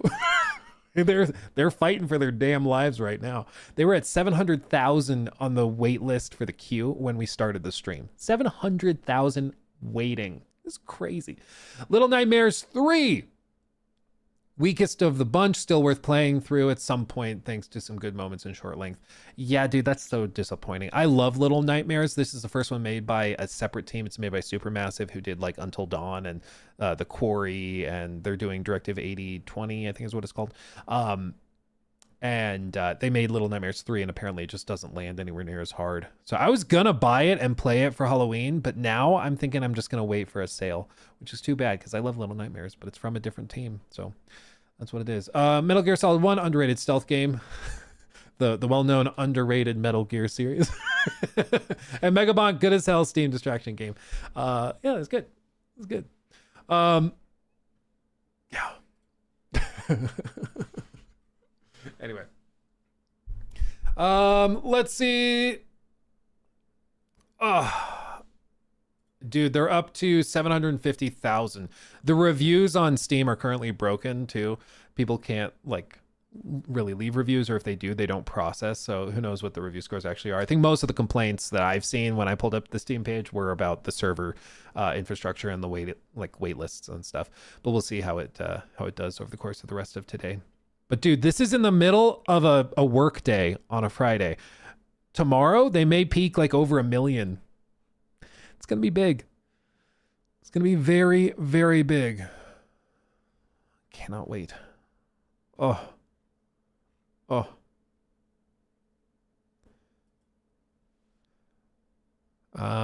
Okay. Do I want to do that? Let me close this.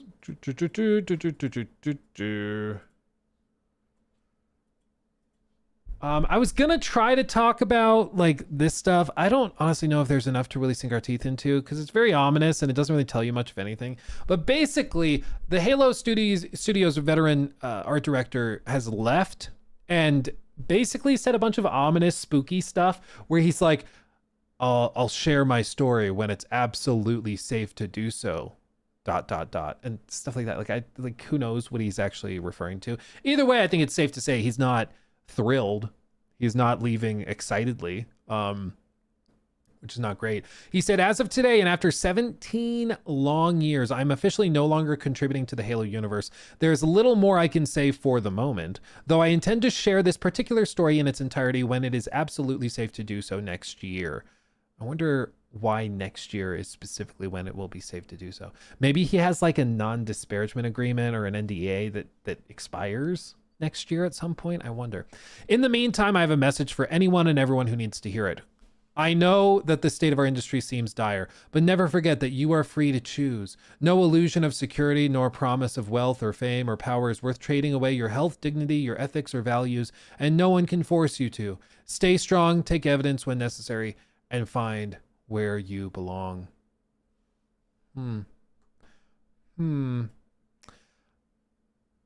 I have thoughts on what this is, on what he's talking about, but we'll read through the rest of this in a second.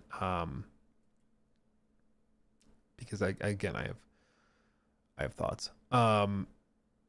So continuing on, and then I'll share my thoughts. He first joined Bungie in 2008 as senior concept artist before moving to 343 Industries in 2010, helping define the look and feel of Halo's modern era. His exit lands just weeks before the next big Halo showcase, raising questions about what might be happening inside the studio.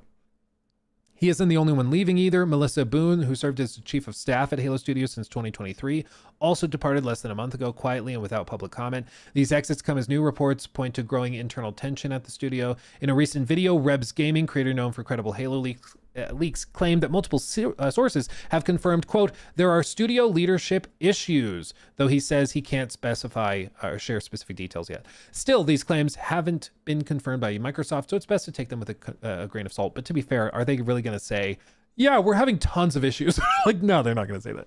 As of now, Halo Studios hasn't publicly addressed the reports of the recent departures. Okay.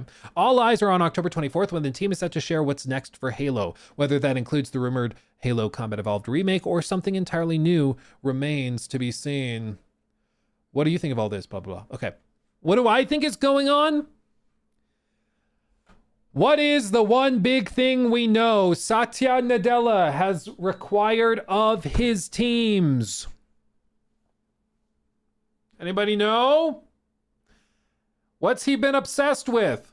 AI, Copilot. And part of that is that he has spent, and their plan is to spend roughly $80 billion a year on AI infrastructure improvements. And in order to justify that, they need to reach capacity in the server farms that they're building, in the AI data centers they're building. So how are they doing that? Well, by mandating usage across their organization of 250,000 people, and then also pushing for it to be used across all companies that are using Microsoft's suite of tools, whether it's Teams or their server infrastructure or other tools like the Visual Suite, Visual Studio, I think it's called. All of that stuff is now starting to integrate AI tools. They're trying to push Copilot, all sorts of stuff. I've heard rumblings from people, and it's also been reported in many outlets, so it's nothing like, it's not like I'm breaking any news here, but it's known that Microsoft is trying to get their teams to use AI in many different ways to increase efficiency. We haven't heard a ton of specific details yet as to how that plays out within the video game side of their business, within Xbox, but it could be something as simple as using AI to build out slideshows and presentations. It could be that they're using AI tools to summarize emails and memos, and maybe they have big spreadsheets with bug reports, and this helps them sort through those quicker and identify how severe the issues are. Maybe that's how they're using it.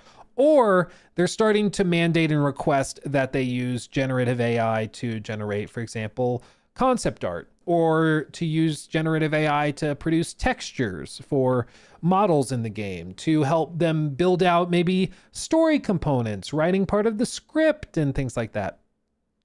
And that, if that's what's being requested, that might start to explain why this one specific line was said, which seemed very pointed. Never forget, you're free to choose. No illusion of security, nor promise of wealth or fame or power. So security, you're not going to get laid off if you use our AI tools. Promise of wealth or fame or power, you're going to get a promotion. You could become the head of the studio. You're going to make lots of money, get stock options if you do what you need to do. Is worth trading away your health? Okay, that's just general work, if you're trading that. Your dignity, okay, dignity as maybe an artist. Your ethics or values. Like, I think the idea that maybe the push for AI utilization is hitting the studios now, including Halo. And it's possible that they're even going to try to frame, like, in the marketing push next or at the end of October, that they're going to push it as a game built with AI at its core. Because remember, when Satya is requiring Phil to do stuff, Phil has to do it or Phil's out of a job, and he'll put Sarah Bond in position, who is going to do everything Satya tells him. So if Satya's like, we need to make our investors feel very good that we are using AI in everything that we do, so announce that we're building Halo with an AI tool at the center of our production, it wouldn't surprise me. Because it's not about necessarily getting gamers hyped for the game. It's about getting investors happy that AI is now being used in all of these different industries and stuff.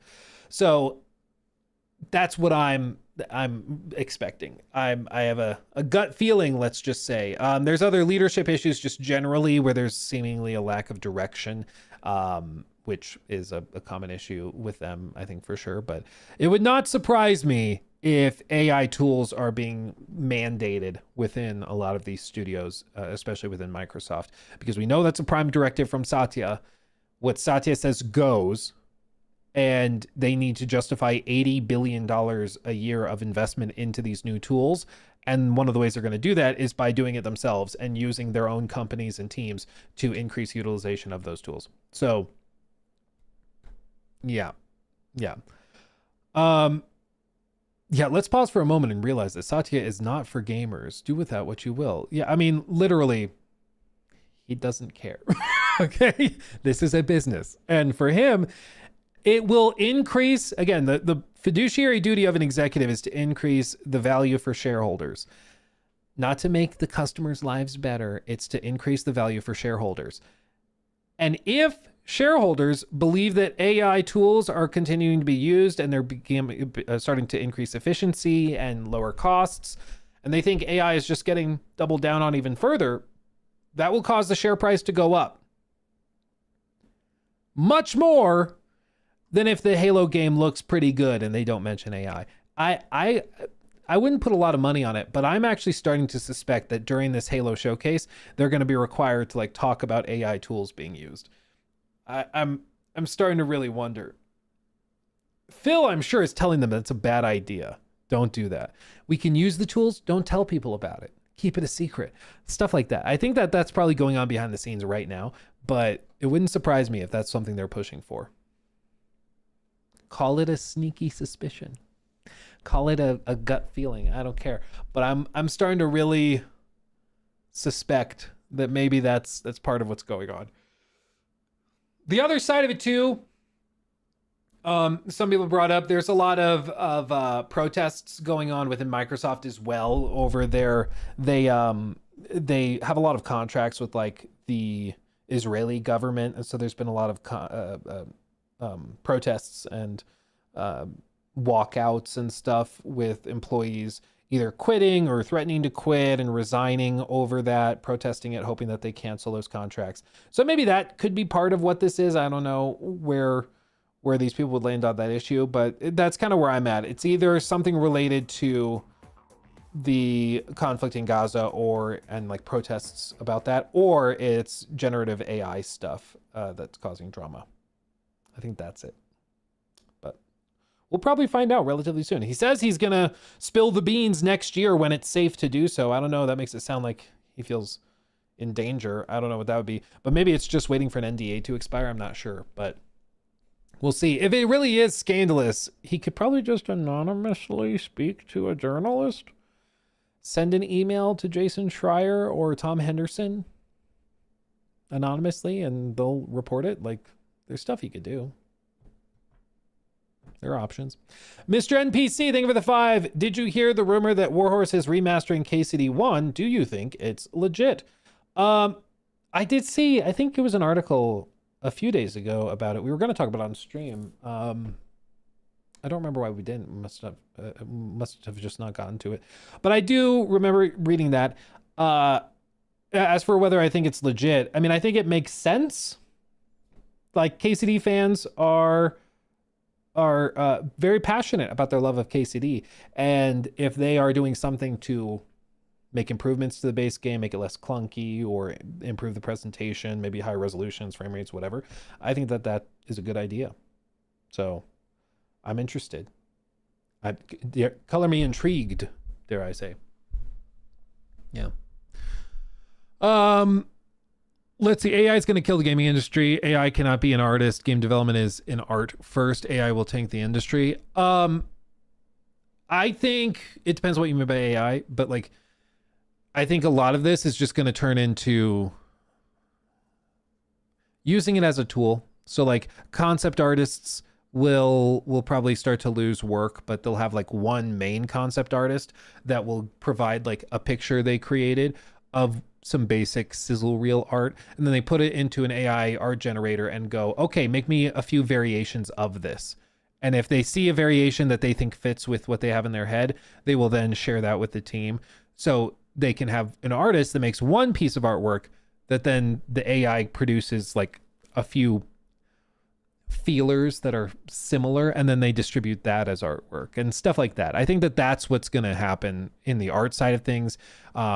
Using like AI image generation to generate textures and stuff, I think that's probably already happening. My problem is with like writing. I could see that being ass, so we'll see what happens there. Some AI tools can help with coding some stuff. That could be a use case, but transparently, I don't know enough about AI's coding abilities to know if it would be useful or good.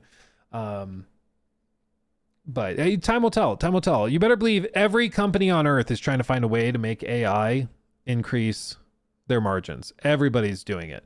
So they're going to try desperately to figure it out. It's so soulless. Human iterations are better. They are better. They just take way longer and are expensive. And big man in corporate tower does not like that. You know, like they're okay if something is a B- or a C- if it costs pennies compared to what it costs to hire Jimbo to do it at his desk, and it takes him 2 weeks, you know? They'd much rather get the C-, do a few variations of it, and then call it a day. Because again, most of the people making these decisions are not gamers. Like, they don't actually care. For them, it's just about increasing efficiency and margins, and like, that's it.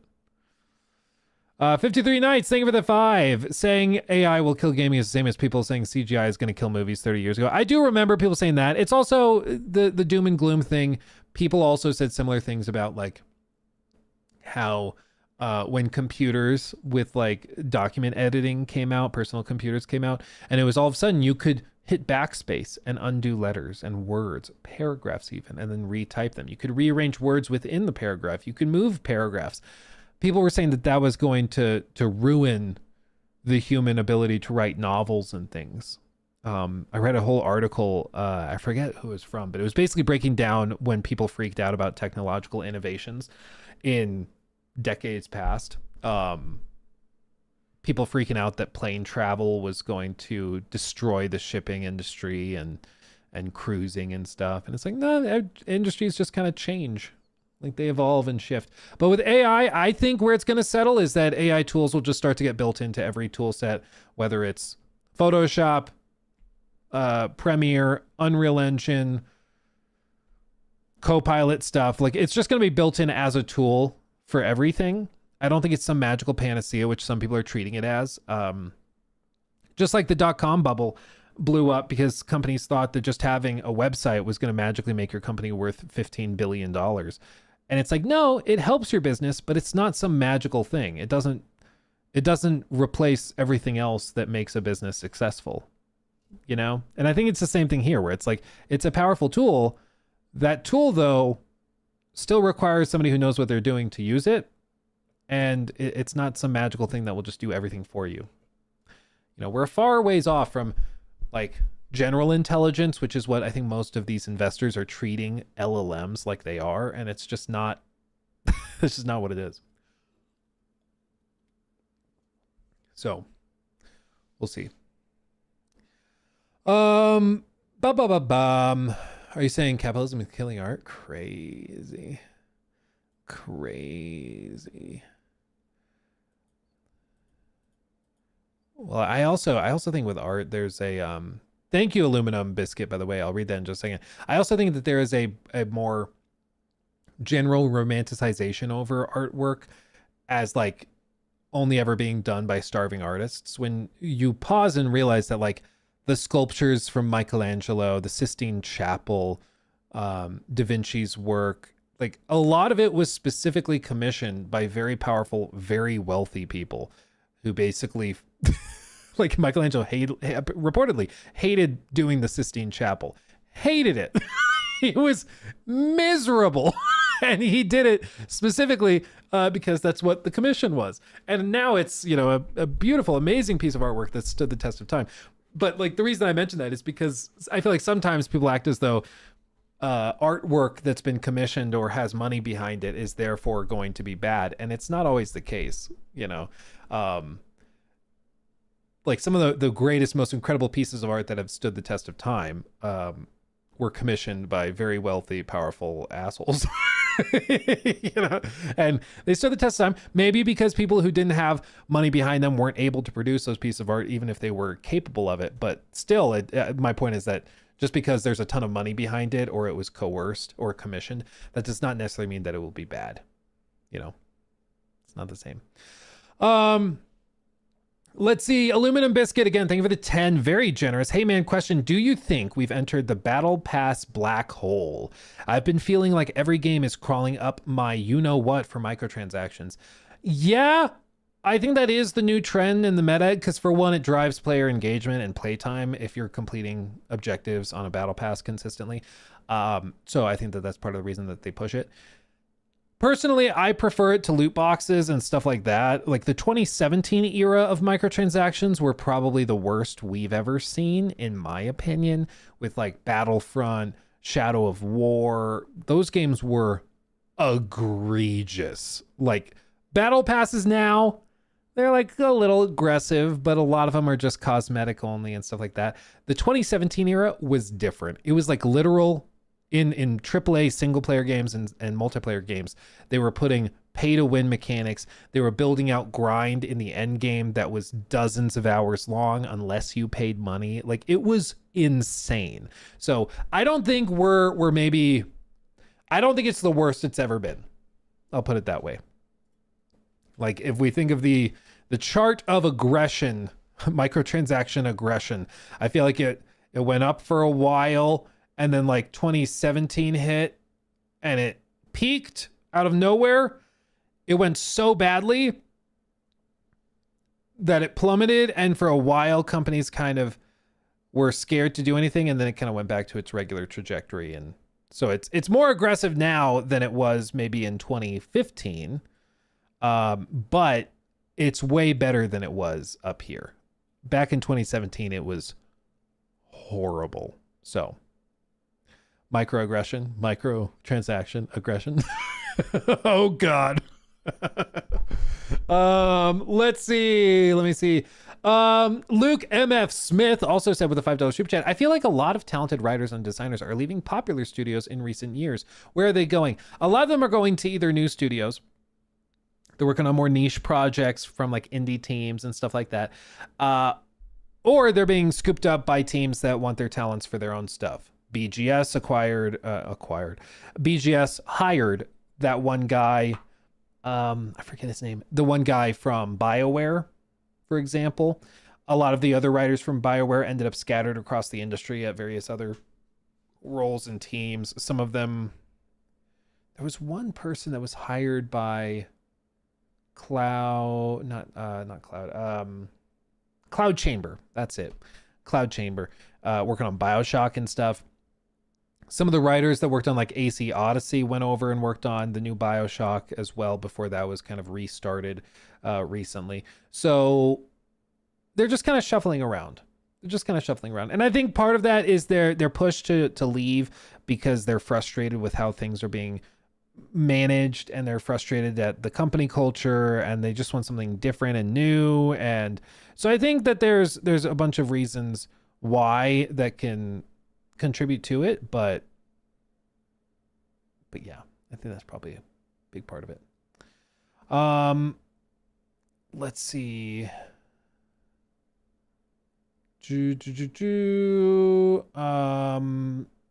Yeah, we did look at the Crimson Desert stuff. We did look at the Assassin's Creed stuff.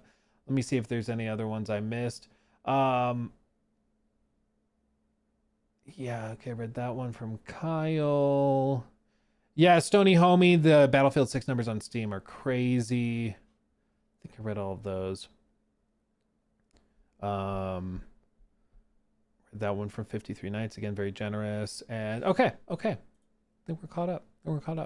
Do I think Mass Effect 4 is still happening? I think it will happen, or they will work on it for probably a few, I'm guessing till next year, and then they'll have basically a chance to present it to the new owners. And if that goes well, they'll be greenlit to finish it. But I think by the time the deal closes, middle-ish of next year, they have to have something so compelling that they can impress the new owners. And if it's not sufficiently impressive, it's going to get shut down and they'll close down BioWare. So I think the next 9 months are literally make it or break it for BioWare. Otherwise, I think they're totally screwed. So we'll see. Will I review Battlefield 6? I don't know if I'll do a sorted review. I do have it downloaded and I'm going to probably try it later today, but yeah, I think I'll check it out. I'm not sure if we'll do a full video or whatever. Depends on if I can even get in matches today. Who knows? How big is the download? I think 75 gigs, I want to say, but I've been told some people downloaded it, got through the queue, and then were prompted to download more stuff for each game mode. So I honestly have no idea. Who knows? But okay. That's good. Go team. I think I'm going to call it there. I wanted to get through a couple more things, but I got a little distracted rambling about the Cuphead video. So I'll call it there. We'll have a wonderful weekend. We'll be back next week. Joe Raptor will be with us on the podcast on Wednesday. We've had a rough go of getting it pinned down with schedules and traveling and stuff, but we should be able to lock it down now and get the ball rolling there more regularly again, which is going to be good because there should be lots to talk about. You guys have a fantastic weekend. Have fun with some Battlefield. Have a wonderful time. I will be back on Monday.